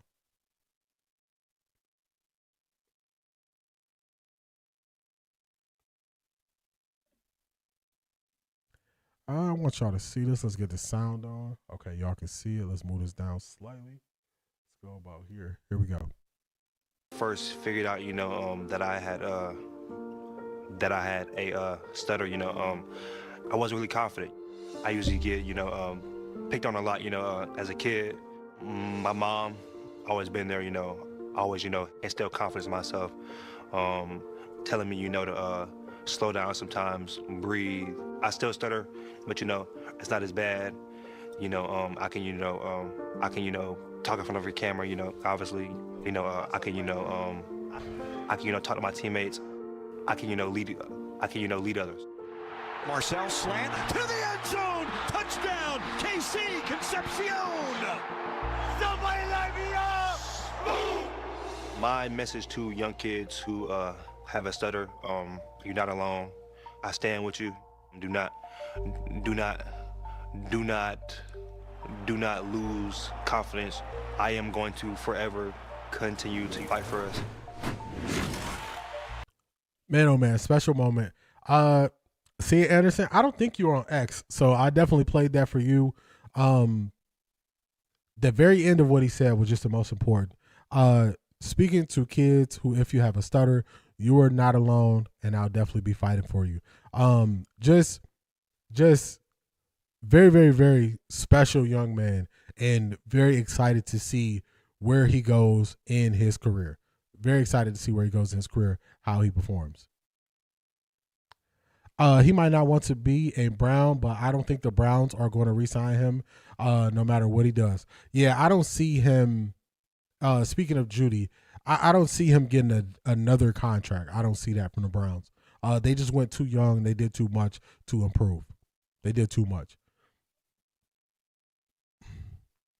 Todd Monken is in his element when it comes to these rookies, especially when he was coaching in college, to get these guys to the draft. I agree with that. Yes, the anti-OBJ. Why he catches strays? Dang. OBJ catches strays in the chat. KC gonna get paid. He is. Could be because Book said that Shedeur and Prime was okay. We're going to the Browns because of AB, and then hit got put out on Shedeur, so he probably felt bad. Like I said, Friday, there ain't going to be any hand clapping happening on the sidelines this year. Drop a ball, I double dare you. I double dare you. I'm really starting to like this kid. I respect his grind and persistence. Me too. I like when people don't run from the smoke. He's not running from the smoke. He could speak less. He could get in front of cameras less. He could do all those things. He's choosing to take the hard path, the road less traveled, and I appreciate that in people. I appreciate it. Remember, Mary Kay said DG is going to surprise the staff, even though he's not getting to throw the first and second team player, just fourth in the trash cans. Yeah, she just couldn't have been more wrong about that. Got me all in my feelings early in the day. They called him okay. Oh, dang. Dang. Cedric, I didn't even read the tweet. Oh, shucks. Oh, shucks. Dang, don't. Dang, I didn't even read it. Oh, man. My boy KC gonna cook on the field and cook in the kitchen. Them yams, mac and cheese, and salmon had me drooling at that video. He said, I'm gonna chef it up for my teammates. I think they will continue to choke. I don't see him as a confident guy. That's why he acts out, in my opinion. Speaking on Jerry Jeudy, we're gonna see.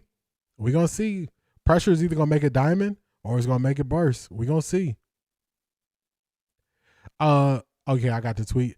Hi, Mary Kay. I was very deceptive against Harry Potter. My name is Lord Voldemort.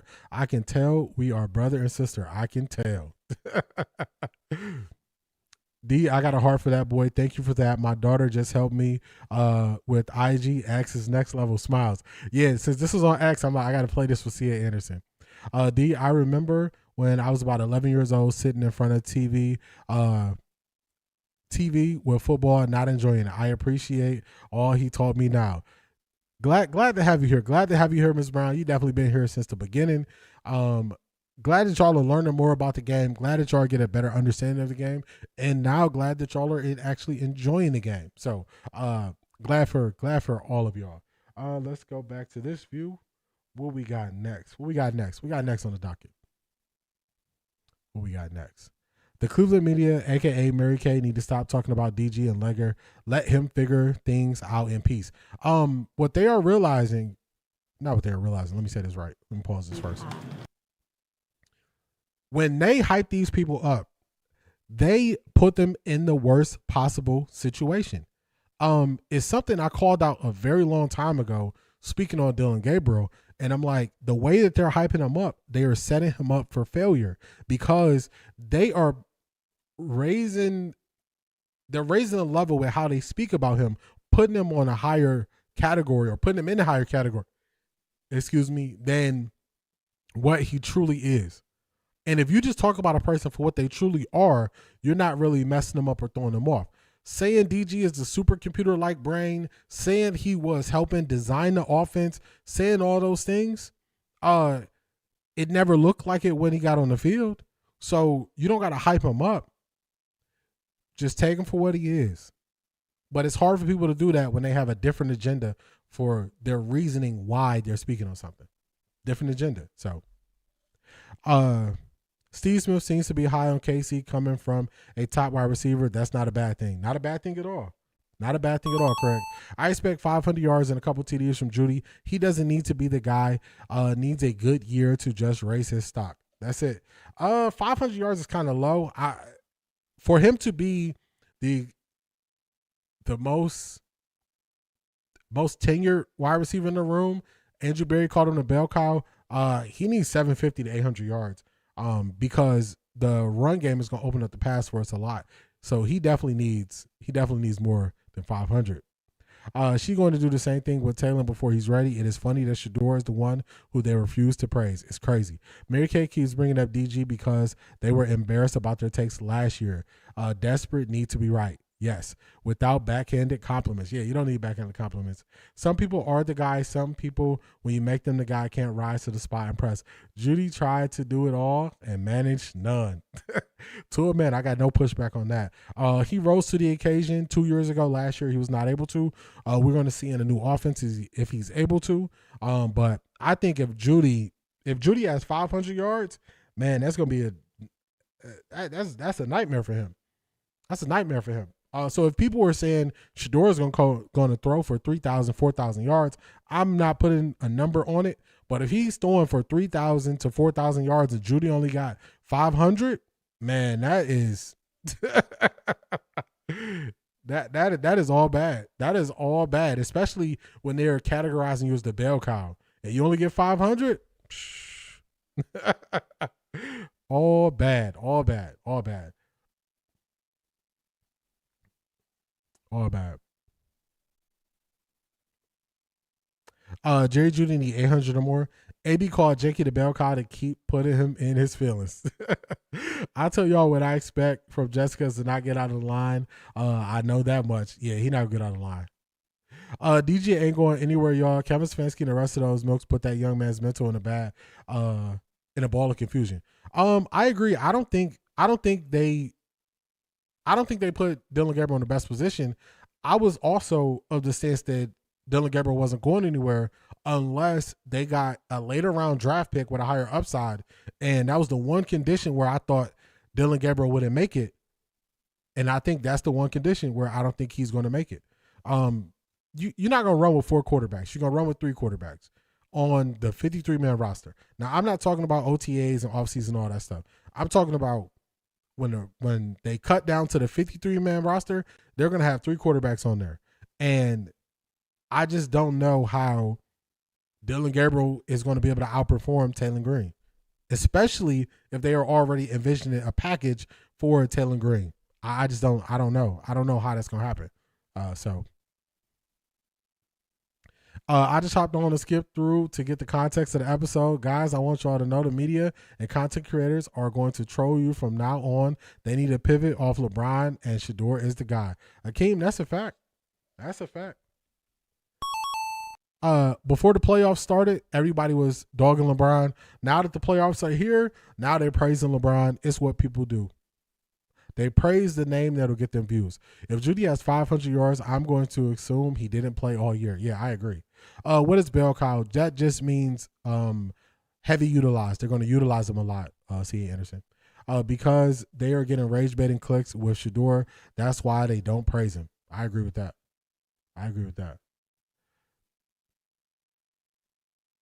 By the time they try to pivot to praising Shedeur, it'll be too late. I agree.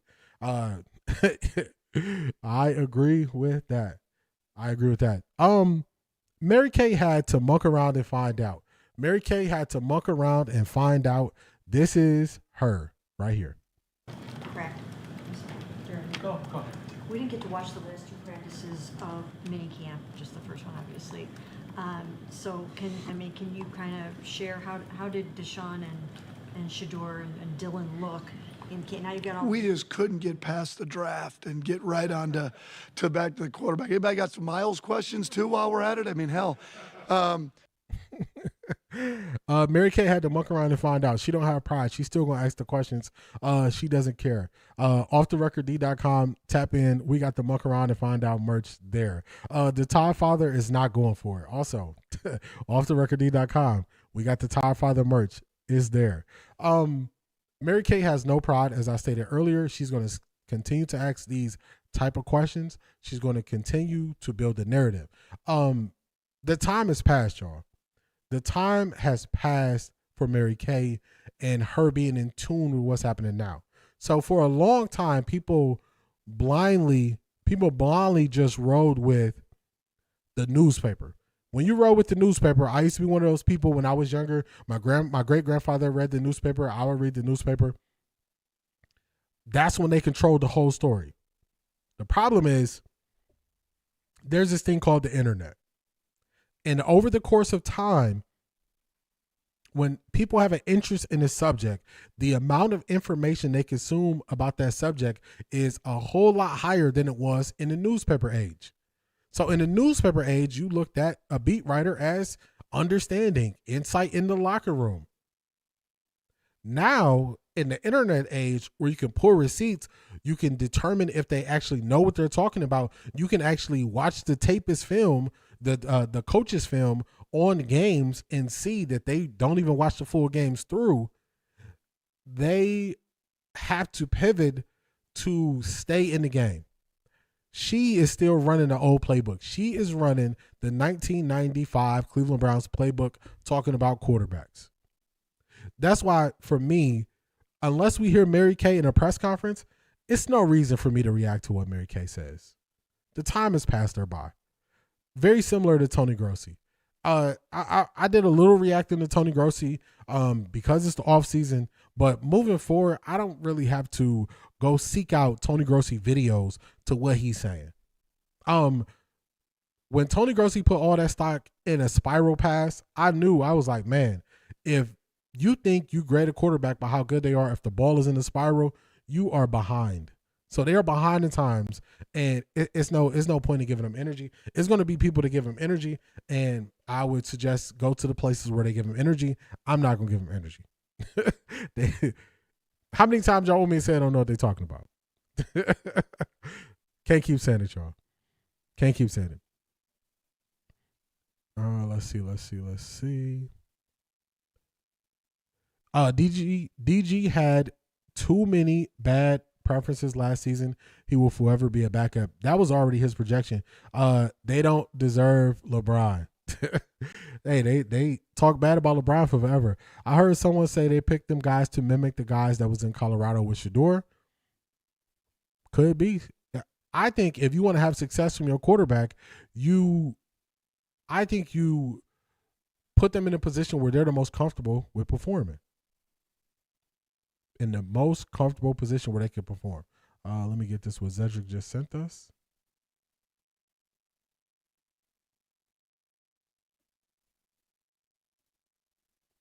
Let me pause it before any sound comes on.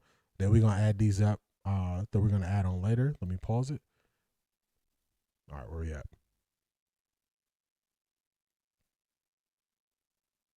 Got that. DG is blessed that Kevin Stefanski got him in the NFL. If he didn't draft him, no one would be talking about him now. Not really. Monk her up. Yeah, he letting her know. She had to monk around and find out. Public speaking is very difficult for people without a speech impediment. Much respect to KC for overcoming his impediment. Yeah. Don't run from the smoke. Run towards the smoke. Lean into it and work to get better at it. Put DG on the practice squad if he's a supercomputer. Kevin Stefanski said he was. Let him bring DG to the Falcons. And y'all know what's crazy? It would make more sense for him to go to the Falcons because they already got left-handed quarterbacks. It just would. What I find most interesting is all the players who don't push back on the media's role. I've heard so many players say that is just how it is, and players and coaches just have to deal with it. They're not using... Huh? Chris Sims got fired today? Uh-oh. Uh-oh. You got to keep us up to date on that one. Some people just go along to get along. They don't push back. They don't try to fight the narratives. In this day and age, you don't just have to deal with how the media does things. You don't just have to deal with it. So I don't know why they don't push back more, especially when they can just grab a microphone, podcast, and just start talking. Did y'all mention the part about the Browns getting a bunch of bets on them to win the Super Bowl? If Vegas sets their win total at 8.5, then Vegas is actually expecting double-digit wins. Akeem Norwood, I didn't talk about that on stream, but they did in the last 24 hours get the most bets on them to win the Super Bowl. And also, I wanted the over last year when they were set it at 4.5. I'm definitely, whatever the over is here. So, let's see. Vegas definitely is a little bit more in tune. Now you have Wolof Media. You can easily debunk their lies. That's a fact. That's interesting. Mary Kate doesn't seem like a lady who likes football. She may drink, but on Sunday with pizza, hot wings, cheating for the Browns. Yeah, that's what it seems. Didn't they already do win projections? It was at 5.5 or 6. Yeah, it was like 5.5 or 6.5. It can fluctuate. If they get a bunch of money on the under or the over, it'll change if enough money comes in. The chalkboard. Did you notice AB and his assistants did not embarrass as selectees? They showed film and only asked questions from their film, unlike the Giants. That's a fact. Chris Sims got fired today. Oh, man, that's a story. I really believe they consulted with Shedeur on the wide receivers they selected. He wasn't in Cleveland and in Monk's office all offseason for no reason. I can see that. If you're gonna make somebody your starting quarterback, you're gonna take their input. Yep, I saw it could be related to that convo with Mike Florio. Uh-oh. Oh, shucks. All right. Let me add that. Let me add that to whatever else we have going on. Man, oh, man. Man, oh, man. Okay. All right. Let's see. McNeil Warren was a great pick, and he an Ohio player. Yes, he was. Big, versatile. You can change your nickel scheme going to 3 safeties. It's a big thing. Mary Kay doesn't realize when she's called Landry a former player and liar. She got labeled in that locker room, and they are not fooling with her on any level. That's a fact. A 2027 Super Bowl would be legendary. We wouldn't talk about QBs for years. That's a fact. Man, how ironic would it be if AB wants to trade DG to the Falcons and Kevin say, "No, I'm good." Dude, you picked them. Take that trash with you. Yeah, that's a fact. He said, "No, I'm good." The level of arrogance she displayed with that statement was crazy. That's a fact when she talk about Landry. Bye, Chris. I just want to say I don't like him either since he was talking about Shedeur, talking slick about Shedeur. Who is Chris Sims? He's the one who was on with Mike Florio on PFT Live, I think is what they call it. Was Sims fired? I thought he only had a change of assignments. I won't miss him either way. I didn't look too deep into it. According to this, Chris Sims announced he's been let go from Football Night in America. So yeah, I don't think that's a different assignment. He said, "I've been let go." Let go that's different. So in SEC since 20. I want to show y'all something. I can agree with one portion of what somebody says, and then I can disagree with another portion of what they say. So two spots in here where I'm just going to show y'all how I can agree on one side, disagree on the other side. Let's go. 24. I got a question. I got a question real quick. So if you Deshaun Watson, Dylan Gabriel, Sanders, how do you feel about this pick?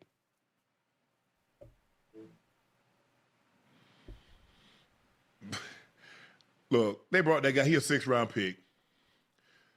I guess they like the measurables, because if you thought that much of him, you'd have selected him earlier. Me, I'm there to compete. Every year, they bring in somebody in to take somebody's position. Yeah. Now, maybe it wasn't. Maybe it wasn't. I wasn't on the chopping block. My position wasn't on the chopping block last year, Ocho. But I know at some point in time, guess what? They're gonna bring somebody in to replace my ass. Joe. Yeah. Now, Shannon. Shannon. Now, weren't you the one screaming at the top of your lungs and getting emotional about the Cleveland Browns are going to bring in another quarterback to compete for the starting job? And he said he could bet money. And remember, I said, how much money do you want to lose? Because they will not bring in another quarterback who will compete for the starting job.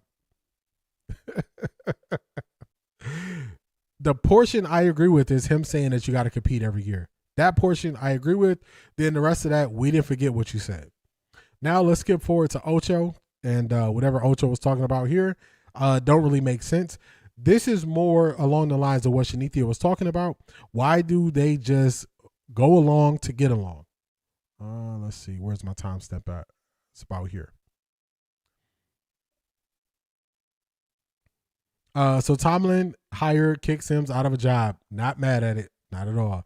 I agree. Plus, I remember when he lost that game, would have sent UT to college championship. He cried in his dad's arms in the tunnel. He somehow forgot that with his commentary. Ocho tripping. Watson will not be QB1. Garbage take. They finna get the New York Giants GM out of there. Said could be let go this week. Man, they gonna let you go after a draft? That is crazy. Ocho is so wrong. He is arguing that Watson has to be the starter because of money. Shake my head so out of touch. That's a fact. That's a fact.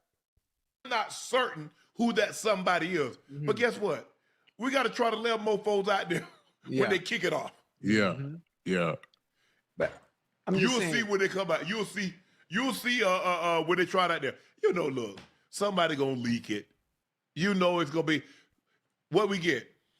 Shedeur didn't take any snaps today. Dylan took a lot of snaps with Joe Flacco. Shedeur's working. Shedeur's just throwing off to the side by himself.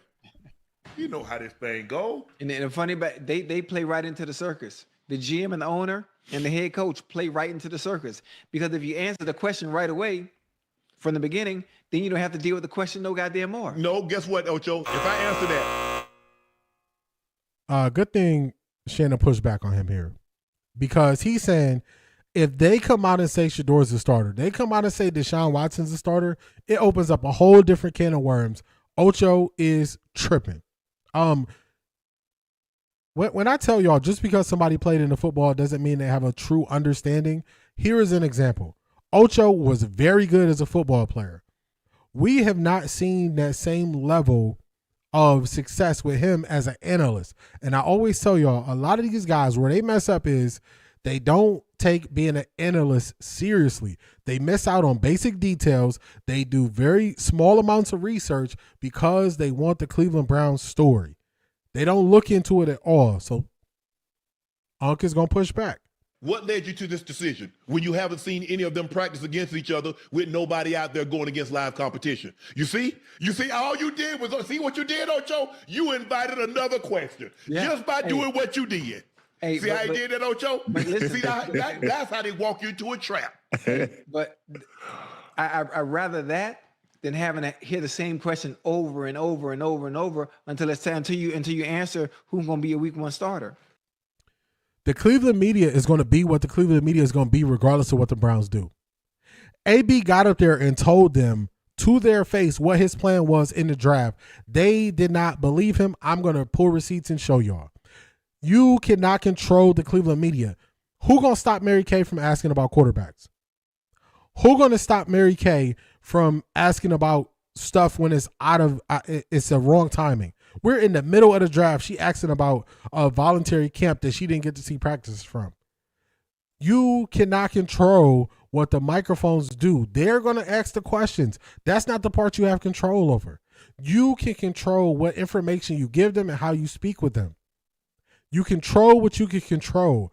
This is a 0 level take from Ocho. 0. It's not. I don't even give him 1 point for the take. He don't even get 1 point for showing up. This is a 0. This is a 0. This is no understanding.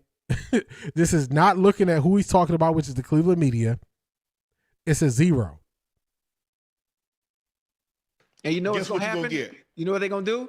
What? When it comes to the preseason, Deshaun going to start one game, then Shedeur going to start. Yeah. Then they're gonna have a whole rollout like as a goddamn album release party and have everybody guessing who's gonna start week 1. Knowing good and well Deshaun is gonna be the starter based on the amount of money he's making going into the season. Yeah. Hold on. We're not just gonna talk about Ocho. Listen to what Unc is about to say. Yes, I agree with you. But I agree with you. So it just seems like you can just pile on Ocho for this. But Unc is agreeing with it. He said, I agree with you. Those are his words. Now, if you are not careful, you turn into the thing you don't like. At various times, Ocho has had issues with the media with how they've covered him. Shannon Sharp has had issues with the media, how they've covered him. Only for them to turn into the exact same thing that they didn't like. Not because of performance, because of money. Money is the reason why he should start. Y'all are not following the signs of where the NFL is today. When I said Mary Kay is using the 1995 playbook, they are using the 1995 playbook. If money was the determining factor for your starting quarterback, why did Russell Wilson get let go from Denver? Why did Tua Tagovailoa get let go from the Miami Dolphins? Why did Kyler Murray get let go from the Arizona Cardinals? Why did these teams take these very large cap hits to get these guys out of there? If money was the determining factor. They got to do better, man. They got to do better. Stop it. Get some help. They got to do better. They turned into exactly what they don't like. Let's see if Unc can try to clean this up for himself. Now, me opening that door, now every day at practice, what I'm going to get? How did Shedeur look today? Has Shedeur done anything to overtake Deshaun? Deshaun had a bad day. Are you looking at Shedeur to replace him? Deshaun had a good day. This is not going away for the simple fact is that the fans want Shedeur to start. They've got a lot of money, like you said, tied up in Deshaun. And they're like, at least let me try to recoup some value out of what I've already spent. You're not going to get it back unless Deshaun lead them to the Super Bowl. That's the only way he can repay what they've already paid him. Yeah. Sunken cost fallacy is what they are describing. Because we've sunk so much money into Deshaun, we got to try to get something out of it. I hear so many people with this take, and I'm surprised that former NFL players actually think along these lines. I'm very surprised. So what they would call a performance-based sport, what they would do if they're speaking about themselves, they would go back to what they actually did and they would talk about their performance. But then when it comes to speaking of players now, they go to the money. Has there ever been a time where we've seen somebody outperform their contract? You just got to let it go. They just got to let the money side go. Then Ocho is going to say, Man, they're going to start Deshaun because of money. Then he going to go out there and play. And when they lose 5 games, then they're going to put Shedeur out there. So you are saying that they're going to intentionally know that Shedeur is potentially better, higher upside. They're willing to throw 5 games out there and blow those 5 games just because of money? So it's not to win? Come on, man. They sound just like the Cleveland media. They sound just like the Cleveland media when the Cleveland media says, oh, man, just lose, just tank for another quarterback. That is what they sound like. Be careful. If you are not thoughtful, you will turn into the thing you don't like. We have watched former players, one in the Hall of Fame, one should be in the Hall of Fame. We have watched them turn into traditional media. And because the time they put it on and how they dress and some stories they tell, they want us to believe that they are any different. These takes are no different than any takes we would hear from Mary Kay, Jason Lloyd, Zach Jackson, Rizzo. There are no different takes. All they just did is just dress it up different, and they're now traditional media. They got to do better. They got to do better, y'all. They got to do better. You got to do better. Got to do better. Let's catch up on the chat before we get this thing going. I think next up we're going to be at the main event. So let's catch up on the chat. Let's see.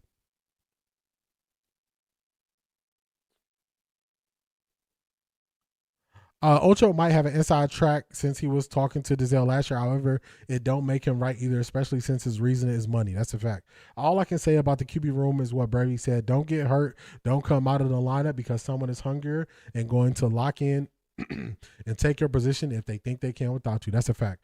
If it's not on the field, I'm not hearing it. That's a fact. Most of the time, Ocho has zero idea of what he's talking about. That's a fact. The microphones will not switch up for no one. They won't. They won't. Everybody stay on that side when they switched up. You switched up, stay on that side, man.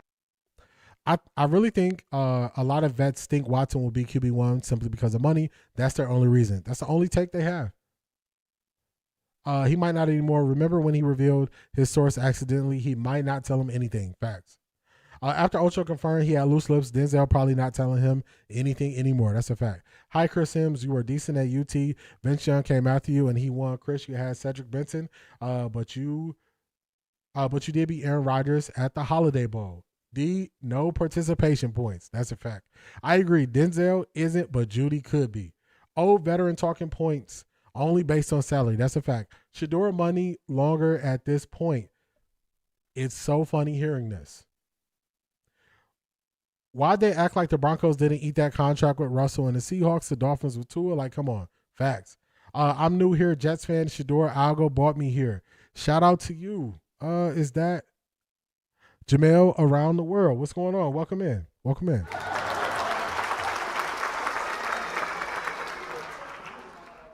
The NFL vets stick together is what I see.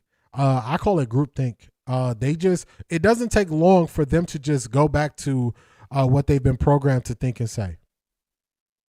It doesn't take long. They go right back to it. That's ridiculous. So if Shedeur is the better QB for Todd Monken's offense, he's only going to put Deshaun in because of money. He's going to risk his first shot at being a head coach for money. Stop it. Talk to him, Marie. Deshaun contract versus Browns having a winning Super Bowl. Jimmy Haslam ain't worried about that money. These people trying to win a Super Bowl. That's a fact. That money is gone. The money is gone. That's a fact.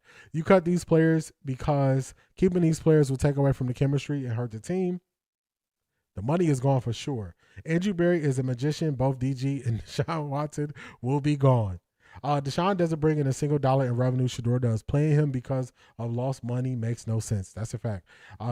That's a fact. I'm talking about I think it's 2021 Big 12 championship game against Colorado. He was benched for Major Applewhite. Oh no, that wasn't 2021. That was way before that. Major ran out of time. The money tied up in Watson contract is economically dumb. The money is a sunk cost. It is guaranteed it will be and will be spent regardless of Watson plays. The money is gone. The money is gone. You don't think Nike and other brands aren't waiting to roll out Shedeur being a starter? They're insane. They act like they don't see that. Jimmy will lose more money if he starts Watson. That's a fact. So once again, you put in Shedeur without a proper offseason start to one who has no future on the team. It doesn't make sense. Protect the veteran pay scale and the guaranteed money he has to play because of the guaranteed money. Watson isn't cut because they can't because of bad business deals 4 years ago. We went 4 years without our first and 2 draft picks out of greed and bad business. I agree with you. Tony Grossi said this morning he sees Sanders being traded and the Browns playing new QB. Such a bad take. Terrible take, Q. Terrible take. Saying what now? Todd Monken going to risk his first shot at head coach because of money. Todd Monken wants to win. Shedeur QB1, let's go. Playoff bond if they do the right thing. That's a fact. Something tells me Deshaun believes the money will get him on the field. I hope he doesn't believe that. I hope he believes performance. Tim Moss, it's been a while. What's going on? Enjoyed the draft, especially the depth at O-line. 2 big dog receivers. I agree. What's going on, Tim Moss? I only listen for Russo. Sanders is the best thing saving this organization. Shedeur is cheap when QBs go for $40 million. To sit and look at Cousins, Flacco is big money to QBs, and Shedeur is cheap. He should have been a 1 to 3 pick. That's a fact. Don't listen no more. Yeah, I can't listen to them. This lets us know they prepare about the same amount of time the media does. They just rely on their playing history for content. The funny part is their analysis based on past career is time box. That's a fact. Living in the past. Where we at? The desire to win is the Browns' priority. You can tell by the coach hired in the draft. That's a fact. Sanders is the face of this organization. Don't know of a single draft pick we got who was happy to be here to play with Watson. Everyone knows, played against, and respects Shedeur. That's a fact. What are we talking about? New money versus old money. Shedeur brings new money. Watson is old money. That's gone. I hope Deshaun Watson to flip that money because I don't see him being in the spotlight anymore. Nah, he might get a backup role. He might get a backup role somewhere. But this is how people. So what people want to do is, I value people, or I grade people with what they say based off what they say. I don't grade what Shannon Sharp says as an analyst based on his Hall of Fame career like some people do. I listen to what he says, and I've been telling y'all they've been consistently wrong in this format. Consistently wrong, especially when it comes to the Cleveland Browns. I don't watch them for other takes and other foreign. I don't watch them for that. But when it comes to the Cleveland Browns, they've been consistently wrong. Hall of Fame career, still wrong. Still wrong. Let's go here. Let's get ready to rumble! Now let's get to it. Let's get to Todd Monken and AB. First off, this is going to show that you cannot change how the Cleveland microphones are going to respond or how they're going to talk. Then we're going to get to how AB spelled this thing out right before everyone's eyes and they were not paying attention. I actually like it because I do similar things where I drop hints. I hide things in plain sight. And when people actually get it, I'm like, man, somebody finally got it. Another thing I hid in plain sight. If you listen to my intro, there's a part where I turn down the music and I highlight me saying they're setting Dillon Gabriel up for failure. Zedric caught it one day. We was listening to headphones. That's the way I just hide stuff in plain sight. If you watched the stream the other day, I didn't say anything about it, but the hat I had on, I just right in plain sight. Let's see if we can get it. Hashtag New Cleveland. I just do stuff. I just put it in plain sight. If people catch it, they catch it. If they don't, they don't. I just hide it right there in front of you. So I get what AB does. We're going to get to Coach Monken, the Todd Father, and then we're going to get to AB and how AB laid out this plan very clearly to the Cleveland media, and they missed it. Missed it. Right in front of their eyes. Right in front of their eyes. Marvin Woodbury, what's going on, man? How you feeling?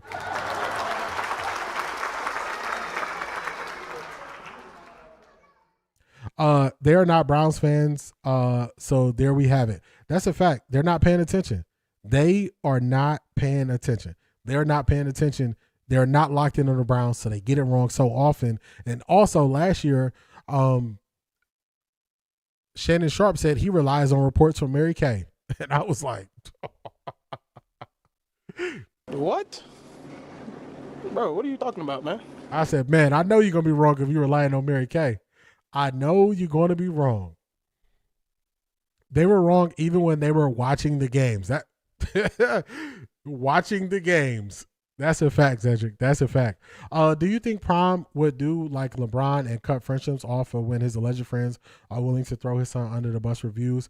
Bron cut a 25-year relationship with Perk over his son. I don't know. I don't know. I don't know. That's a good question. Because the way, to me, I can just look at it from my perspective. The way that, especially, let's use Nightcap as an example. The way they were speaking on Shedeur, I would just cut them. Me personally. If you ask me what I would do, I would cut them. I don't know if Coach Prime would do that because we saw how ESPN covered Shedeur and we saw Coach Prime around the Super Bowl go do First Take, even though how they spoke on Shedeur. So I don't know. Coach Prime could be a little bit more forgiving than me. That could be what it is. So I don't know. I don't know if he would cut him. I would, though. If you ask me personally, man, I would. Brown should have moved on from Watson last year, but for them, it was more important for them to not award for something he didn't complete. And I think you need a vet in the room. So if you know you're going young QBs, you need a vet in the room. He's a vet.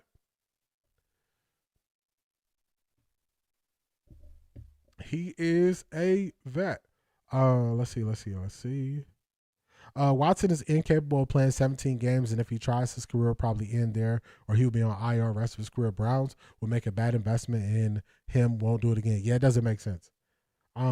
Yes, he can start with Shannon and Ocho.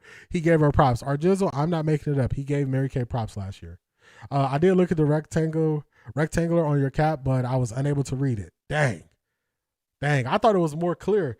So like this one is more clear. So I'm adding more stuff eventually to the merch, but I just got to go through the wear testing, seeing the quality and all that stuff. And that's a lot of that I actually did in front of y'all too. But this is one of the ones that I wore for the draft, and I held it out for the draft. That hashtag New Cleveland. I held that one out for the draft.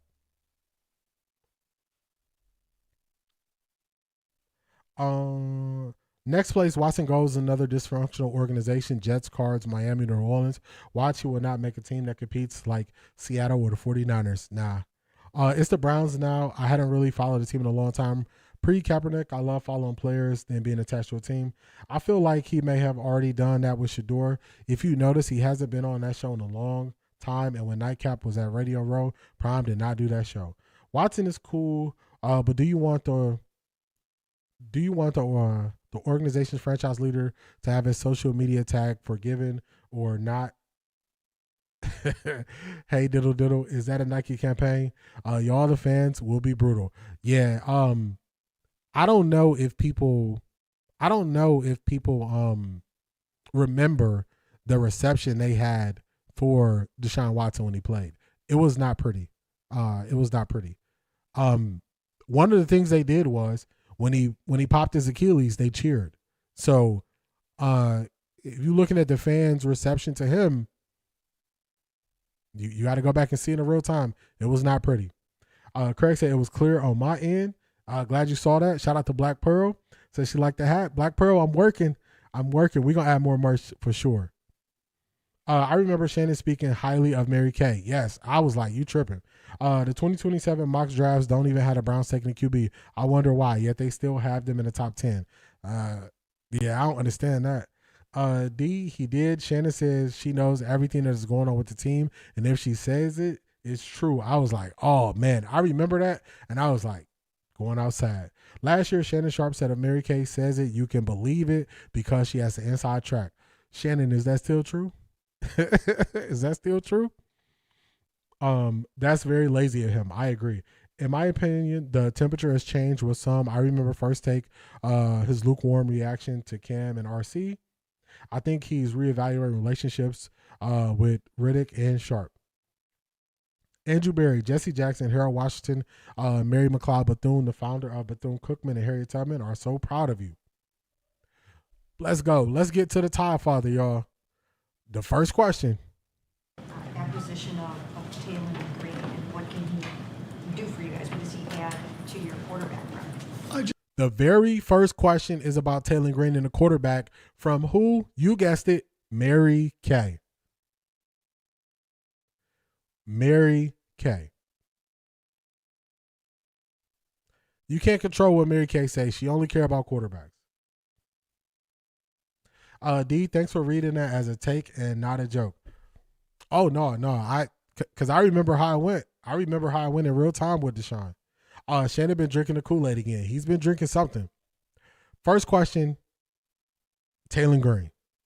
First question out of Mary Kay mouth, Taylen Green. Just think at that point in the draft, and again, I think Andrew can speak to this more than I can, but you're looking for players that have traits, elite traits, which he has, something you think you can work with and give yourself a chance to develop. You hear some great things from not only when he was at Boise, Arkansas, in terms of how he's wired. And so we're just looking forward to get to work with him. You said that, I know you previously said that like holding like a four-way quarterback competition isn't ideal, and Andrew kind of indicated that he needs some polish for his game. But do you feel comfortable with like the plan going forward to not only hold this quarterback competition, but to get all the quarterbacks the reps that they need, the young ones to develop? Well, let's just talk about what competition means at every position. Every player that's going to be a part of our roster is going to be competing, right? I mean, whoever we bring in, starting with rookie minicamp and then OTAs, mandatory minicamp, and then training camp. But as we've spoken before, at any position, that doesn't mean equal reps. I mean, there has to be some form of a depth chart per se. Everybody has a chance to compete. They're not always going to get equal reps, if that makes sense. You know, what is a competition? Every guy that's in training camp, every guy that's part of our roster, the amount of reps they get, that's to be determined. They're saying this as plainly as they can. What is a competition? He took it back to ground zero. What is a competition? That means you have an opportunity. Competition doesn't equal reps, because that's going to be a thing that they're going to try to bring up. It doesn't equal reps. There has to be some form of a depth chart. It's not really much more plain they can say some of this stuff. This is as plain as it gets. They will still say, well, Taylen Green got a shot. Okay. Just throw your hands up, man. It ain't nothing you could do. It ain't nothing you could do. Played in the last couple of years Taylen played in the last couple of years under Bobby's system. How has that sort of gotten him prepared for this level in terms of what he does schematically, what he asks his quarterbacks to do within that system? Well, first off, Coach did a great job of adapting, which really good coordinators do. They adapted. You know, if you look at quarterbacks that Coach Petrino's had in the past compared to this young man, different. They did a great job of adapting to his strengths. And you can see that, but I'm sure there were still core principles of the expectations that he has for their quarterbacks, and you could see the development over the few years, you know, from when he was at Boise, really developed as a passer. You can see that. Always has been able to run, and you can see that in his statistics. You can see when he was at Boise, how few times they threw it compared to where they were at Arkansas, how they felt more comfortable with his ability to throw the football down the field. Todd, Now, Detroit Gemini just made a very good point. I'm going to get to it. Let me catch up here, then I'm going to get to it. Why hasn't Mary Kay asked Monk about the running game, fullback, running back, run blockers, tight end room, Njoku, something we care about? She's doing a disservice. Cleveland media don't understand plain words he's speaking. Do you understand the words that are coming out of my mouth? Competition is a big word for Elmo. Oh, no. Why did I just hear that in the Elmo voice? I stopped liking him last year when he kept debating why Cam Ward was so much better than Shedeur. He can stay on that side. They all have this underlying dislike for Shedeur. I don't know what it is. Everybody stay on that side when they switched up. You switched up, stay on that side, man. Because her weak sources groom her for nothing else, just quarterback. The biggest competition is with the wide receivers, but they won't focus on real issues. They like Jerry Jeudy. Detroit Gemini, very good point. I think the 3 position groups that are going to have the most competition, 3 position groups, wide receivers, safeties, and the offensive line. And the offensive line, I think, is more specifically center and left guard are going to be the spots with the most competition. Not quarterback. Not quarterback. Not quarterback. If you look, quarterback really, it's going to come down to 2 guys. And I know they're being fair and they're saying it's not a 2-man race, but it's going to come down to 2 guys realistically in the quarterback room. The wide receiver room, wide receiver 1, wide receiver 2, slot wide receiver. I think slot wide receiver is probably solidified with Isaiah Bond, but wide receiver 1 and 2, competition. Because who were our wide receiver 1 and 2 last year? Jerry Jeudy, Cedric Tillman. I'm going to tell y'all, man, Cedric Tillman looked like he running Tim sometimes. So Cedric Tillman, I think he going to fall down the depth chart. Jamari Thrashes, Malachi Corley got to really produce. He going to fall down the depth chart. You're right. Okay. Thank you for correcting me, Cedric. Center and right guard. You're right. I don't know why I was thinking about left tackle kind of in my mind, but you're right. Center and right guard. Zion probably locked into left guard. You are right. Thank you. But those are bigger competitions. Those are way bigger competitions than it's going to be a quarterback. Quarterback is 2 guys. Wide receiver, Ivy League Matt called it. They can flip. Center, we don't know who the starting center going to be. It could be Elton Jenkins. It could be, I think we still got Luke Whippler. It could be the center we just got from Alabama, up in the air. That's more of a competition. Nobody really leading. So those are the competitions you can ask questions about. But just to keep asking a question about the quarterback, come on, man. What are we doing? What are we doing? Maybe far off, but I thought they picked Green for development because they know when Shedeur's contract is up, they're going to be asking him for grace, which he might not be inclined to give. Yeah, you always are looking for a backup, and it's good teams take quarterbacks all the time, and I just want people to be okay with that. They're going to be bringing in quarterbacks as part of it. It doesn't mean that the starter is going to lose any ground or anything like that. There's another link in the Petrino connection. He coached Lamar. He did coach Lamar, and that's who was coaching him up in Arkansas.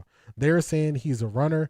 He ran a lot more. If you look at his attempts and his 2 years at Boise, he ran a whole lot more than he did in Arkansas. He had more pass attempts. So that's why they're saying it like that. That's why they were saying Wildcat for him could be valuable. With the number of new players, I will split 1s and 2s and have with some play with Watson, DG, others, Shedeur and Green, give everyone a chance to get to know these players, then switch up. 2-man, that's a good point. That is something Todd Monken said they're going to do. They're going to split into 2 fields because they're going to have so many new guys in. That's the only way you're going to be able to get reps in for everybody. So they are going to do that. Old national media guys still believe they can get back on, even when they got fired for blatant stupidity. Their narcissist personalities won't allow them to let go. Yep, you're right, center, right guard. They already have the starters being JJ, KC, and Boston. Do we know Jerry Jeudy gonna start? I mean, it's competition. Reason you split Watson and Shedeur is so most snaps go to Watson and Shedeur. When we get closer, we bring the true 1s and 2s and raise the competition a bit. I agree with that. I think taking Green at QB is an example of AB's GM supercomputer. He sees the talent and is willing to spend capital to develop it. That's it. And then you're looking if you can get any return from it early. So I know it's a hot button topic, but be prepared to. They're already letting you know. This is not me guessing. This is them explaining how they can utilize a player. Don't be surprised if they utilize that player in that way. So it's a hot button topic to say Shedeur might come off the field or he might stand at the sideline and not be a part of a play. But be prepared because they've already mentioned it. Taylen, Andrew made it clear that you guys view him as a quarterback first, but as your offensive mind that you are, do you sort of envision, or what are some of the other ways that you feel like maybe you can get him involved and get the ball in his hands given the skill set that you highlighted? Well, that remains to be determined. I will say this, that it is very difficult to be elite at one position in the NFL, let alone two. I think teams are starting to find that out. With obviously your long-time reputation as a really good quarterback, tutor, guru, how eager are you to get your hands on a quarterback like this with such raw physical ability and just almost kind of like mold him into like whatever he can kind of be? Well, I mean, it's we're excited about any player that we get. So to be able to get, I wouldn't just single out him per se, other than we're excited with his skill set, and Coach Bajakian's excited to add someone with his traits that we're hopeful to be able to get, on the field and then see what we got. Look at your offense now, the players you have now compared to when the draft started. Do you see how your playbook could open up more, especially with the two receivers you got? Not yet. Haven't seen them yet. We'll have a better idea once they get here.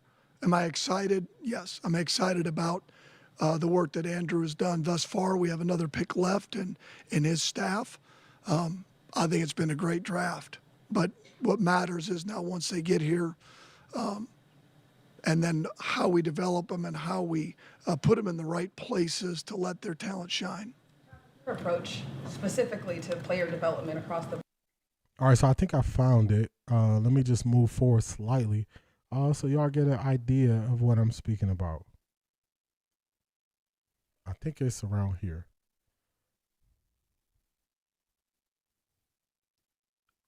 All right, I got you. Let's see. I was responding to Marie right there.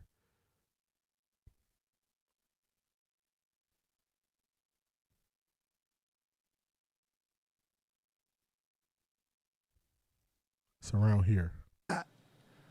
In terms of how he practiced, what he brings it every day. And that if you're looking for that comparison, that I can compare. That I believe he's going to bring that like Zay did.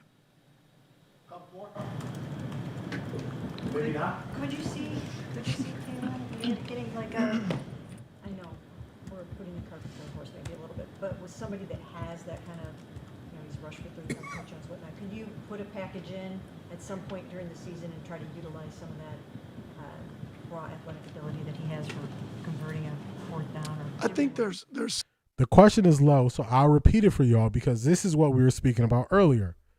Mary Kay is asking, could you put in a package for Taylen Green, given his raw athleticism and how many rushing yards he accumulated in college? That is the question. So this is a little bit going into what we said earlier. Remember, I'm not projecting things that I think they will do all of the time. Sometimes I'm just repeating what the people who are in position to make these decisions say. Here's an example of that. Some of that remains to be seen. Certainly, when you have a player with those kind of traits, when can you utilize those? Obvious reasons. Short yardage, goal line, 4-minute. Critical times when you got to be able to run the ball, and the defense is going to have an extra element in the box. Having an athletic quarterback can be critical to having success. So if he's able to do that, then we'll certainly put him in a position if we think that can help us win a game. I mean, for sure. Because it certainly adds some value with his ability to throw it compared when you get in those situations as opposed to having to go wildcat. It's not that Q can't throw it, but I would doubt he can throw it as well as the young man we just took. Now, he probably can't run it like Q can, but having the ability to still throw it, and that's part of the intrigue when you take a player with those kind of traits when they start off as what can they do for you athletically, and then how can you develop the other parts of their game. Okay. So now we got the offensive play caller describing how he can use said player. Look, sometimes I'm just listening and repeating what the decision makers say. So earlier when we got the question, why would they come off the field, or is this something they could do? Ask Todd Monken, answered by Todd Monken. I'll let y'all decide if he believes he could utilize him in a wildcat or some type of package in fourth down, short yardage, and goal line, like I said earlier. Hey, y'all be the judge. Y'all let me know. Y'all let me know. Talk to me. Somebody tell me something. Tell me something. Or are we going to argue about if Shedeur's standing on the left side of the field or if he's not on the field?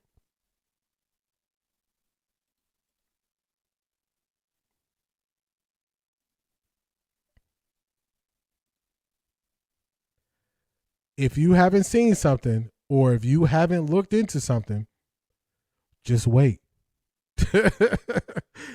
I know people watch people who just guess, and they just watch people who don't put in the work.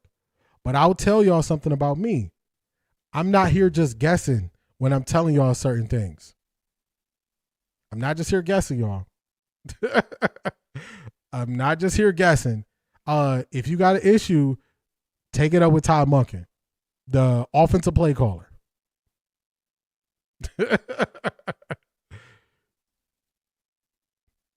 Take it up with him. Take it up with Coach. Take it up with the Todd Father. Marie, you asked for the important offseason dates. I just dropped it in the chat.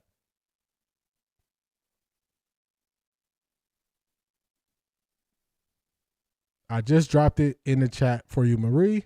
We'll catch up on the chat before we get to AB.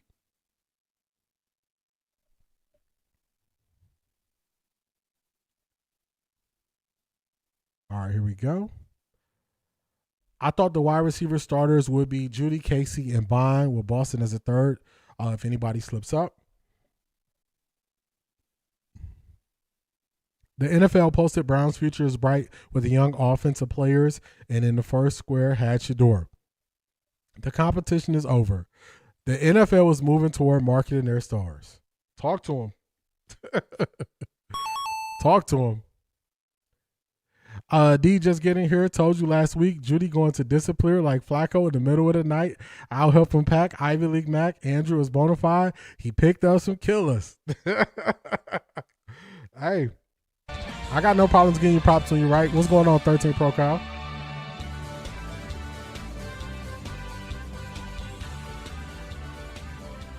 I got no problem giving you props when you're right. D, what's the history with Reddick? Is he a Shedeur hater? If so, why? He was on Shedeur's side early. People started saying he wasn't speaking what he truly felt. He was just saying it because of his relationship with Shedeur and Coach Prime. And then he started to say some questionable things as we got further into the year. The underlying dislike for Shedeur is and was he extends his hands to Roger Goodell. He will not run and jump and hug Roger. That's why they didn't draft him in 2025. They didn't want that. I got you, Marie. I put the dates out. I dropped the link in the chat. I look at the ESPN depth chart. They update with every change addition to the team. I know it's preliminary, but it's a good guide to me. I posted the link up top. Appreciate you, Detroit Gemini. Green practicing with Shedeur will push him for Green's athleticism while not hurt his confidence and develop both. Imagine if the Browns were picked hot hard knocks and under the microscope. I don't know if they want hard knocks, but hopefully as entertainment, hard knocks wouldn't be bad, but a new head coach and all what the media did and all that stuff last year, man, I'd rather just let him work, let him put in the work without being on the show. He is a low-key hater. I saw it last year when the draft was going on. Every now and again, he says something slick. This is based on guys mastering the offensive system long before we were trying trick plays with a rookie QB. I'm just going based on what Monken said. Monken said if we can use him to win games, we're going to use it. He didn't eliminate it. He said it's an option. So sometimes when I say something, it is to prepare the mind for what is going to happen. When I was saying, hey, just because of last year, don't be upset if the Browns take a flyer on a late round QB.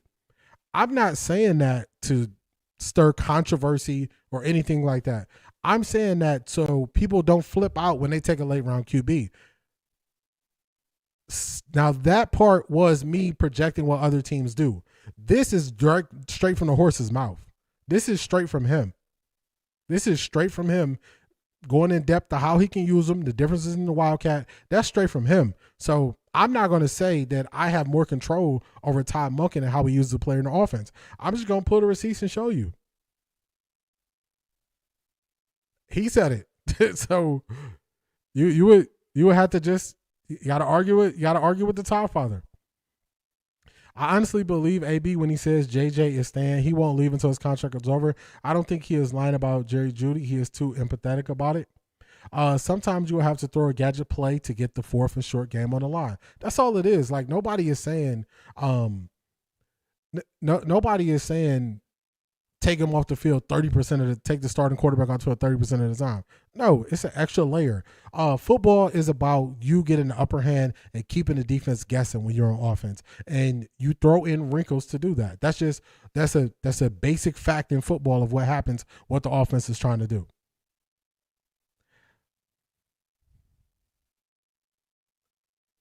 They won't throw him out there just to say he was utilized when he's not ready. I agree with that. They're not going to throw him out there. It has to be if he's ready. It has to be if he's ready. Even Coach Monken said if he's ready.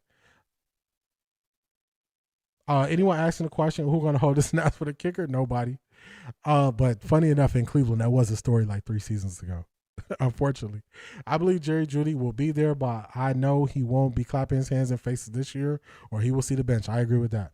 I don't care what they do as long as Shedeur's QB1 and they win games. It won't really matter. That's a fact. My answer, Shedeur is not a runner. He is a runner. His passes are a work in progress. Speaking on Taylen Green, he definitely won't be doing that. You have to get to the red zone before you can try any of this stuff. We're getting way ahead of ourselves. Hey, talk to the coach, man. This is the difference. The coach was asking a question. The coach went in depth with his answer. All I did was repeated his answer. I'm just repeating his answer. Just be prepared for it. Thanks, D. This treadmill is kicking my tail right now, so it's hard for me to read and type. All good, all good. Get that work in. The QB that can hold the field goal snaps is going to be the QB3 we keep if Green was sure-handed enough to hold the ball. We will see on the field. That's a fact. The coach knows best. The Browns have their own media. They don't need Hard Knocks. Yeah, I don't want to be on Hard Knocks. No coach wants Hard Knocks. Airing drama in public. Only person who will love it is the Shedeur Sanders fans in the media. They did a series last season on the QB Room. I remember that. Yes, you always hear the intro regarding DG. Yeah, just put it out there. Yeah, D, you got me ready for the QB. I will say other people were tripping, but I understood because of you. Thanks. Like, I'm not always. I'm not. Sometimes I'm just offering medicine. That's it. I'm just saying, hey, it don't taste good. It don't sound good. It's not what you want to hear in the morning or in the moment, but it's going to help you. And that's what the quarterback thing was. It was just, hey, I know I was on the island with even talking about that subject, but it had to prepare you for it. Yeah, that's outrageous. It wouldn't be an every week deal anyway. Nope. Just a moment thing. Remember, the Mark Andrews play, he said we set this up for weeks from the first time we ran it to the second time we ran it. All right, I got you. Just say it out loud for the first 2 dates.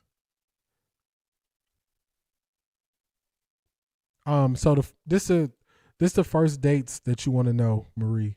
You want to know rookie minicamp is May 8th through the 10th. That's rookie minicamp. The first session of OTAs is May 20th through the 22nd. So the first dates that you're worried about, rookie minicamp, May 8th through the 10th, and then May 20th through the 22nd is the first session of OTAs. Those are the dates that you want to be just prepared for. Even Green knows he's green. He said he was looking forward to picking up things from Shedeur. Facts. If you subscribe to the Browns channel, they actually have clips filmed just like the Hard Knocks show. Oh, yes, I am. I watched all of it. I definitely don't want it. I don't want Hard Knocks. I don't want that. One thing about Green versus DG is the snapper not going to have the ball. Why did it move? The ball thrown over his head like the left-handed leprechaun. Oh, no. Zed, your closest team will be Texas. If Shedeur is moving the ball consistently, this is a mute point. The coach simply answered the question.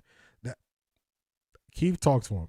Talk to him. I'm just saying if it happens, don't be alarmed. I'm not saying it's a guarantee to happen. I'm saying the coach has expressed that if it makes sense, they'll do it. So if it makes sense, they'll do it. I just don't want people to be alarmed, and comparing it to when Kevin Stefanski was putting in Quinshon Judkins on the Wildcat because they were used to dealing with Dillon Gabriel in the red zone. So I'm just trying to draw the line. Draw the line of separation. You have to keep guys engaged when you know they're not going to play meaningful minutes. Psychology 101. Talk to him. No problem, Marie. Can Shedeur go to OTA? Yeah, Shedeur will be at OTAs. He'll be at OTAs. No disrespect, but the U.S. in the comment section got to stop letting the media gaslight us. Taylen Green has to actually make the team first. Shedeur ain't under pressure. The other QBs are. Yeah, I agree with that. I'm just explaining how he could be used as a tool. It's a cowboy country, but I am not a fan of what's popular here. Andrew Berry is cleaning the house. Kevin said he did not know Joe Flacco would be shipped out. Andrew has already a schematic plan. He has a plan. All right, let's get to Andrew Berry. And how Andrew Berry hid the answers. Let me pause this. He hid the answers to the draft in plain sight. And I'm just going to show y'all how the plan was already there in front of us. You went through this was that shared vision of, here's what the coaching candidate, or in this case, what the coach Todd thinks versus what we think and how we're going to kind of get that onto the same page and be collaborative to get to that right answer. I would probably make a comparison to maybe where we were coming out of the 2020 season, where in 2020 when we got here, our biggest priority was surrounding, our young quarterback Baker Mayfield at the time with as much as possible to make sure that the offense could get off the ground. Now, we had a very patchwork defense at the time, and going into 21, it was obvious to anyone who had any, two eyes watching football where our investments would be. I think we're in a similar spot here, just with the opposite sides of the ball. So that, question is less candidate specific. Anyone we talked to understood that made the most sense. So there was probably very little time in terms of okay, where are we actually going to invest our resources this offseason? Plain and simple. He put it out there. Plain and simple, put it out there. Let's go back. Anybody with eyes could see. He put it out there. These are his words. So I just want y'all to hear his words. Our biggest priority was surrounding, our young quarterback Baker Mayfield at the time with as much as possible to make sure that the offense could get off the ground.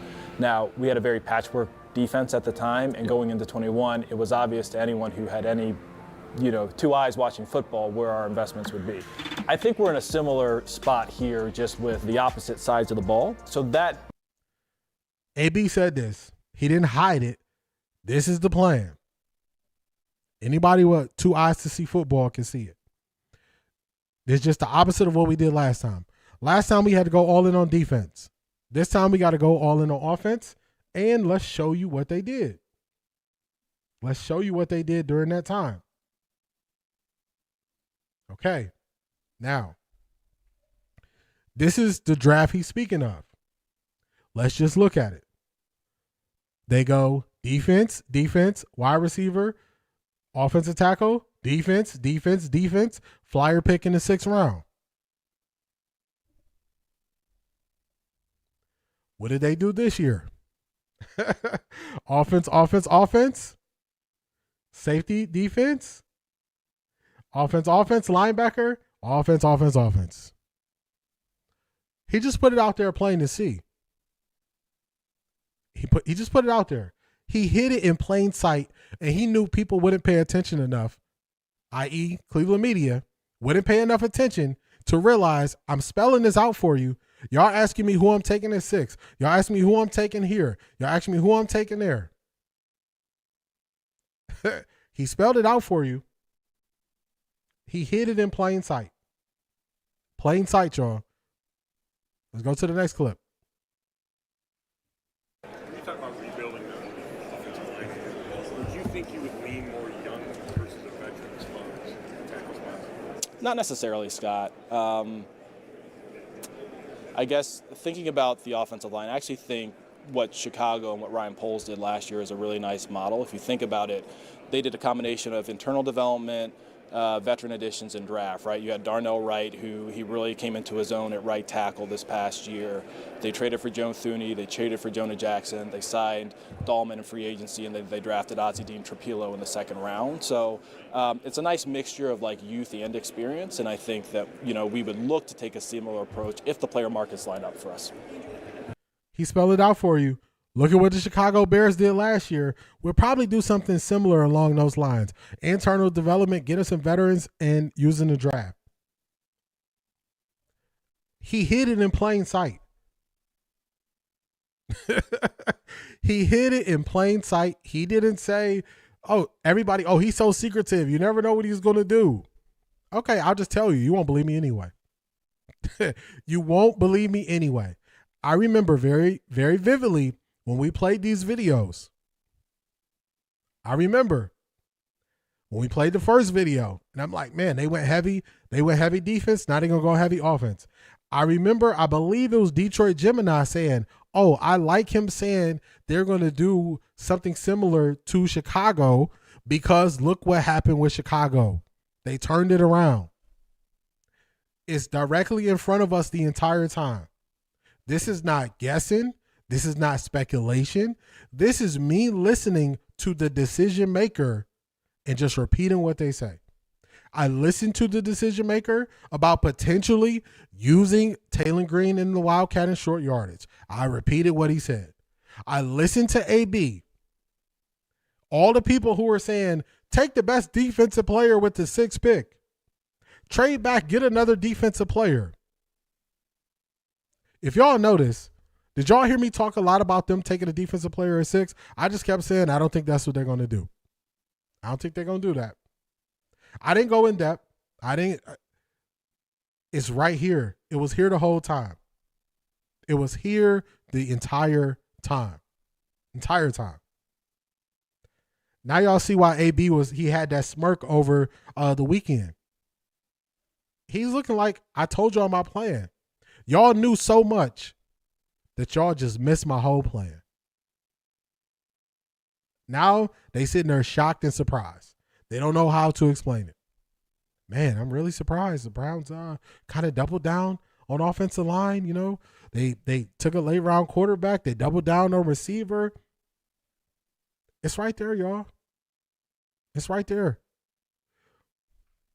If you want to know what makes me different from other people that do the same thing that looks like it's the same thing I'm doing,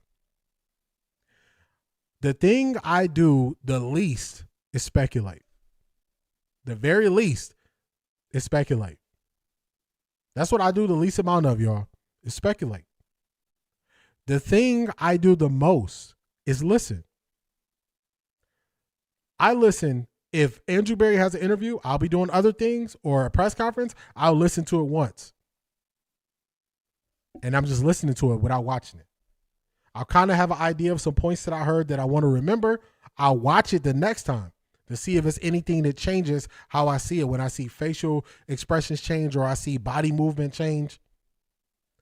And then I'll even write down key spots that I want to go to when I watch it the third time with y'all. Very little speculation. A whole lot of listening. Then I formulate my opinion on subjects that I don't control. So I don't control who the Browns draft. So what does that mean? I listen to the people who do have control. I don't control what plays the Browns run. So I listen to the people that do have control when they describe what they would like to do or how they would use a player. That's as plain as I can make it for y'all. I can't make it any more plain than that. So if you see me,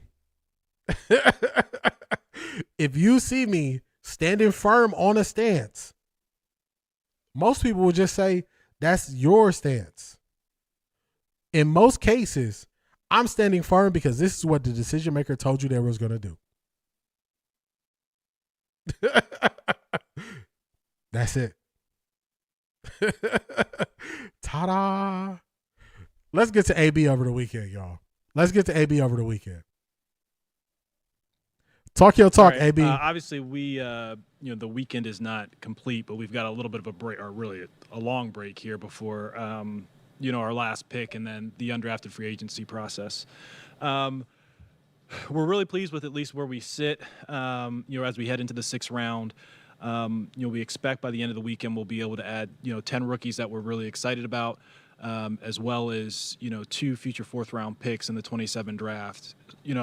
At the onset of this, or I guess, last week, I talked about, our goal heading into the weekend is, not just the first round, but it's how do we maximize the resources that we head into the draft with. And that's whether, you're using those resources, some of them for veteran players, whether you're using it to generate more by trading down, obviously the players that you select, and then the future draft capital that you're able to manufacture. So we're really pleased with where we sit today with the combination of players and future assets that we're able to create. We're looking forward to finishing strong and signing some undrafted free agents that can help our club this year. So with that, I'll open up for questions. Oozing confidence. Just oozing. Confidence is falling out his pores. He said, hey, I told y'all I was going to do. Y'all didn't listen. I went and did it. Let's catch up on the chat, and then we're going to listen to some more AB. D, what's your take on Bryson Barnes? Didn't hear much about him. I got to look more into him, Selmo Fudd. The next 4 additional videos on Patreon will be in the weeds, where we'll be looking more into some of these players because I just haven't done the homework on them. So players, especially when you get down to undrafted free agents, I have not done a lot of work on them. So we'll be doing more work on them, and I'll be releasing it on Patreon Tuesdays and Thursdays. That's where we do the additional videos. So I'll be releasing them because I just haven't done enough work to speak on them. It was there all this time, right in front of us. Right in front of us. Definitely hit that like button. Make it plain, D. As plain as I can make it. AB has fun doing it because he knows they are too stupid and don't have the wit to pick up what he is putting down. That's a fact. He put it right out there for him, and then they still speculate on other stuff, and they get it wrong. Make it clear. All for Caleb Williams, so that's why Shedeur is the one. The CEO said it. We looked at the Bears framework. That's it. What's going on, Brent? Gruden had Taylen Green on his show. It's long, but so good. Yeah, Brent, if you remember, my days running together. I don't know the exact day, maybe a week and a half ago, I played some of that interview with Taylen Green, and I was highlighting how Taylen Green made the read. They got them a long play, and his coach was getting on him for not changing the protections and stuff. And I was like, oh, so he has them doing pro-level stuff. But I definitely watched it. I enjoyed it a lot. AB says he tells them the truth with his plans. They just don't believe him. That's a fact. They don't believe him. That's why I told you I speculate for you. Zedric, you've been here a long time. Speculation is not the world I live in. That's why most of what I do is different than everybody else. It's not speculate. Speculating to have you coming up here every day with people saying, you said this, you said this, you said this, you said this, you said this, you said this. So me, you don't got to live in that world, or at least I don't live in that world. So I won't live in that world. I only listen to AB and Monken, and they tell us everything they need to know. If it's not coming from their mouths, I don't believe it. They make it very clear. This brother does listen. Ivy League Max said, I listen. It is night and day this year's versus last year with new leadership and great new additions to the team. It's up from here. Ken, talk to him. Kevin Stefanski was doing things last year to distract Shedeur from getting into a good rhythm to deliberately affect his success. And that's why I don't want people to think that is the intention with Todd Monken. That's why I'm just putting it out there. I'm highlighting, hey, he said this. He said this. So if you see it, just don't be alarmed. They got 10 good rookies. That's amazing. AB winning GM of the Year award. He putting in that work. He got some guys that can come in, they can play right away. They got some development guys. They got some levels to what they are building. First year, AB had the training wheels off and no one to mess up his strategy and backstab his hard work. Talk to him. All right, let's see what the first question is for AB. Drafting Taylen Green, and just what's your thinking behind him, and what traits did you like about him? Yeah, it's probably a little similar to what I mentioned yesterday, Mary Kay, where, at the quarterback. Mary Kay, first question, Taylen Green. Nobody is changing Mary Kay from being infatuated with the quarterbacks, y'all. Mary Kay, first question, Taylen Green. I hope y'all hear it. It's nobody is changing her, y'all. She is who she is. I don't try to change people. I just show you who people are. That's why if she asks a question to AB or a player, we'll hear it, but I'm not going to go react to her. Let's get AB's response. Back position, it's the most important in sports. We'll make a bet or acquire a player that we like if it's the right cost. With Taylen specifically, very mature young man, really strong makeup, and he has rare physical gifts. He has size, he has elite speed, he has a big arm. He's going to need some polish with this game, but he has the work ethic and he has the acumen to do so. So we're looking forward to adding him to the roster and adding him to the mix in terms of competition. Let's talk about potentially moving Taylen to wide receiver or tight end. He's playing quarterback. He's playing quarterback. See how you shut that question down? First two questions about quarterback. Are you going to move him to tight end or are you going to move him to wide receiver? He said, no, he's playing quarterback. Shut it down. We can't stop the media. We can't stop the media from being who they are and what they are. The media was too focused on the quarterback. They were. It's actually real camp compositions that's going to take place, and they're going to determine who's going to be the starter, and they have no interest in them. No inference. That depends on who the starter is. She that old lady who crushes on the wrong QB every time that doesn't understand why her pick isn't starting. Every single time. I told the Browns they should have drafted Josh Allen in 2018. Okay. What have you done since? What have you done for me lately? Been wrong. Andrew, when you talk about polishing, the turnovers were obviously the big thing about his game that seemed to be a red flag when he was at Arkansas and Boise State. When you watched him on film, how much of him? I mean, do you see a pathway to where he can work on that as he develops at this level? Yeah, I think context is important with that type of thing, Chris. I think. Arkansas, they were actually one of the better offenses in college football and faced, I think it was like the toughest slate of college football opponents. The other side of the ball was not nearly as productive, to put it kindly. And so I think, as we've seen here, when there's maybe a little bit of undue stress towards one side of the ball, it can put you in disadvantageous situations. And I think Taylen had a fair amount of that. That being said, there are absolutely areas of his game that he has to clean up. But we are looking forward to working with him and potentially developing him because he does have a really strong makeup, rare physical gifts, and then really the want to improve. Zadrick just called it out. This bothered me so much. Drafted 6 players in rounds 3 to 7. They spent 7 of 11 minutes asking Taylen Green questions. How is somebody supposed to change what they focus on? You cannot. That's why Ocho was so wrong about what he was saying. Ocho was so wrong because he thinks it's going to stop. They took him in the 6th round. First, they asked if he's going to switch positions. Then, what does he bring to the table? Oh, how does he improve? They want to insert him into a quarterback competition today. That's their intention. That's their goal. It is not about bringing you closer to the team, getting you a better understanding of the Cleveland Browns, getting you a better understanding of football. They are who they are, y'all. They are who they are. They are who they are. So I can't change them. Let's get to some of the stuff that Zadrick sent us. So I'm going to have to adjust real quick. That's AB. AB, he hit it in plain sight, y'all. He hit it all in plain sight. Any person that was willing to pay attention would have seen this coming. People who didn't pay attention, they're shocked by this. I wasn't shocked.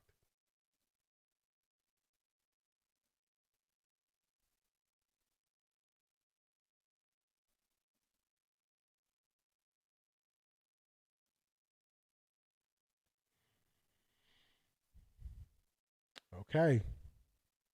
Chris Sims announced he's been let go from Football Night in America. Changes were coming with Mike Tomlin making his way into NBC. Change gonna come. This is Deuce Staley. Let me turn this volume up so y'all can hear it. This is Deuce Staley on his first day with KC Concepcion. Let's start it from the beginning. Let's play it. Nice to meet you, man. KC. Yes, sir. Yes, sir, man. Good, man. Great. Yes, sir. Ready for war? Let's do it. That's what I'm talking about. Let's do it. Yes, sir. I'm ready to work. You know you're going to go to work. Yes, sir. You can help us. All right, good luck to you, bro. Nice meeting y'all. Yes, sir, man. Thank you very much. Yes, sir. Nice to meet you. Y'all picking up this energy? This is business. This is a different mindset. I hope y'all see this. I've been highlighting the mindset from the beginning, from the time they hired Todd Monken, the Todd Father. Hopefully y'all see the mindset. This ain't no laughing matter. They ready to work. They're ready to work. Ready to work.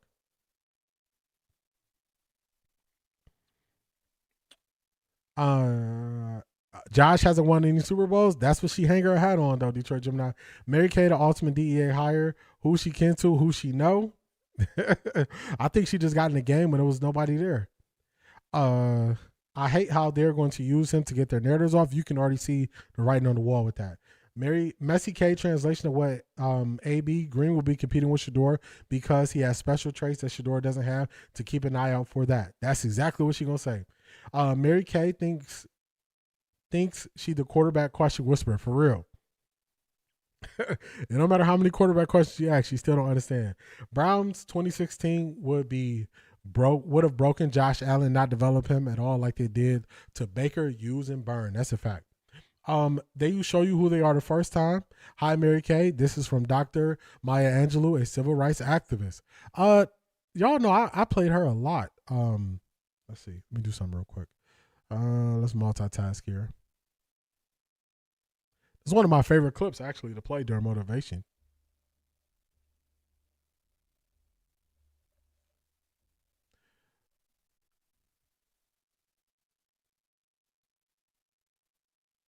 All right. I got something for y'all right here. The other most. We're going to get to that in a second. So we'll be using both QBs to fuel the other team. He just left the idea out there. They potentially could use Taylen Green based on his physical skill set, but only if he is ready to impact winning and help the team. They are not closing the door to utilizing him to help the team win. Funny how underreported the angle of Green threatening DG for QB3 is. Yeah, that's the funny thing. You don't take a #1 draft pick and put him in a QB competition. Doing it to a 6th round is only shocking if it was real. That's a fact. The people that have a job to pay attention to pay no attention. That's a fact. Dude said you ready to go to war. Come to Cleveland and think it's sweet if you want to. I hope y'all are picking up what they're putting down. Chris Sims' point of view never mattered, but Mike Tomlin is someone I respect and will love to hear thoughts, points of views, and insight. Someone who earned his game knowledge and proved it for 20 years. That's a fact. That is a fact.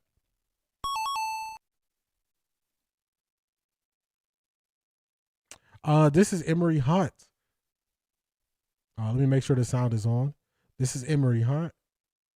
All right, sound should be good now. Case in point, the Cleveland Browns, right? The Cleveland Browns draft looked like one of these mock draft simulators where you get all these great players, that's like, oh, this is not going to be realistic. There's no way I can get, Denzel Boston and also KC Concepcion and also Emmanuel McNeil Warren. This is unreal, right? But it actually happened. Case in point, the Cleveland Browns, right? They had a great draft, everybody. A great draft. Let's do this. I got something for you. Dr. Clyde Marshall, I got something for you. And then let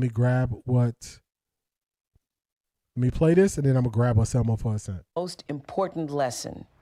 Well, it's hard for me to number them, but let's say one of the most important lessons I ever learned from you.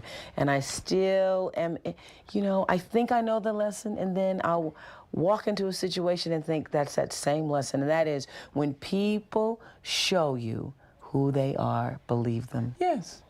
Absolutely. A person says to you, I'm selfish, or I'm mean, or I am unkind. Or I'm crazy. Or believe them. They know themselves much better than you do.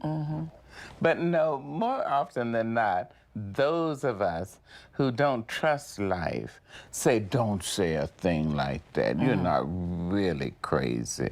You're not really unkind. You're not really mean. And as soon as you say that, the person lets you know and shows you, I told you. I told you I was unkind. So now why are you angry? When she first Mary Kay and the Cleveland Microphones told you they only care about quarterbacks. So why would we not believe them? They only want to talk quarterbacks. They only want to talk quarterbacks. So I love that quote. I love that quote from Maya Angelou.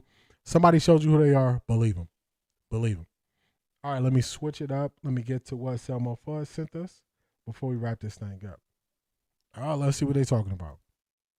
Stretch the field as well. To me, big receivers, I wanted to face them all the time because you're faster than them. I'm faster than them. I can get up in their chests. I can get in their bodies. Everybody is in the top dog. Now those those little receivers, I have to give them 100% of my attention. Stretch the field as well. To me, big receivers, I wanted to face them all the time because.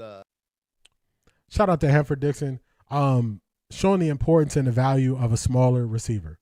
Showing the importance and the value of a smaller receiver.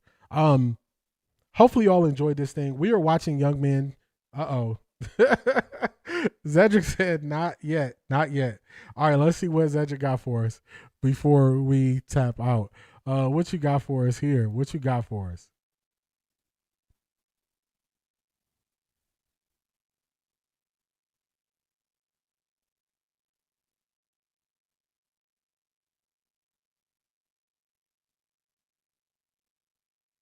Oh my goodness.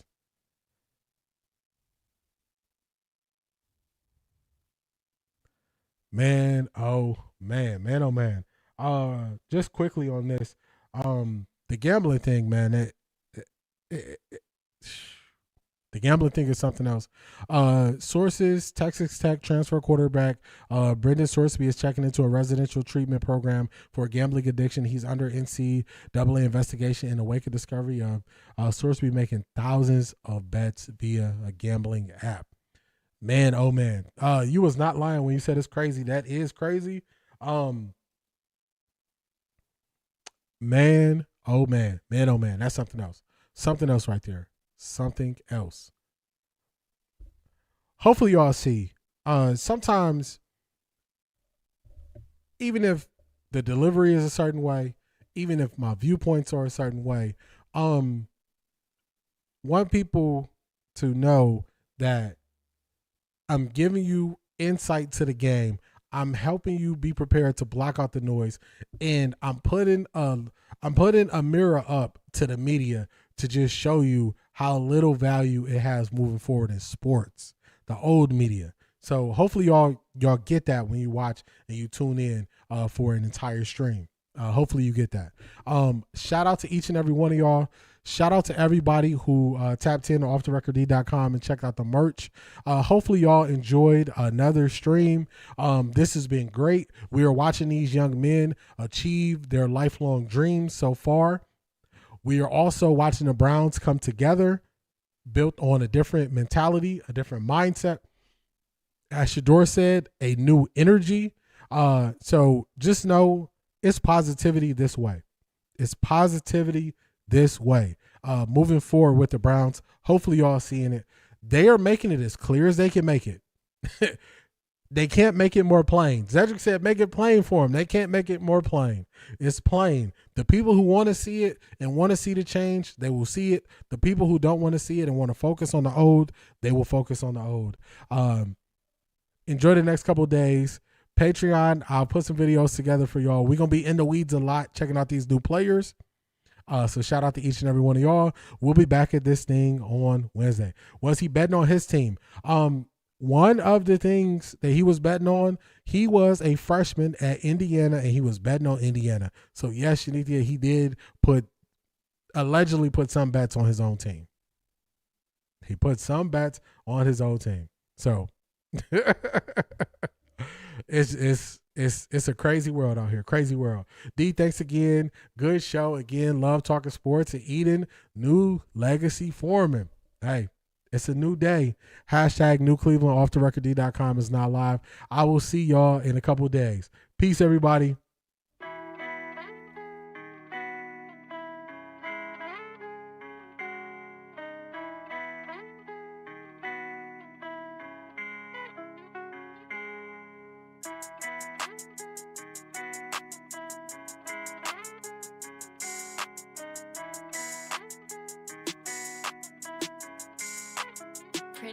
Look at what I did. Look at what I started. Look how far I came, dog. I ain't have no guidance. I just did my thing, dog. I just went my hardest. And I'ma go hard regardless. Yeah, I'ma go hard regardless. Yeah. Ran in my check, I ran on my bag, I did what I did. Yeah. Ran in my check, I ran on my bag, I did what I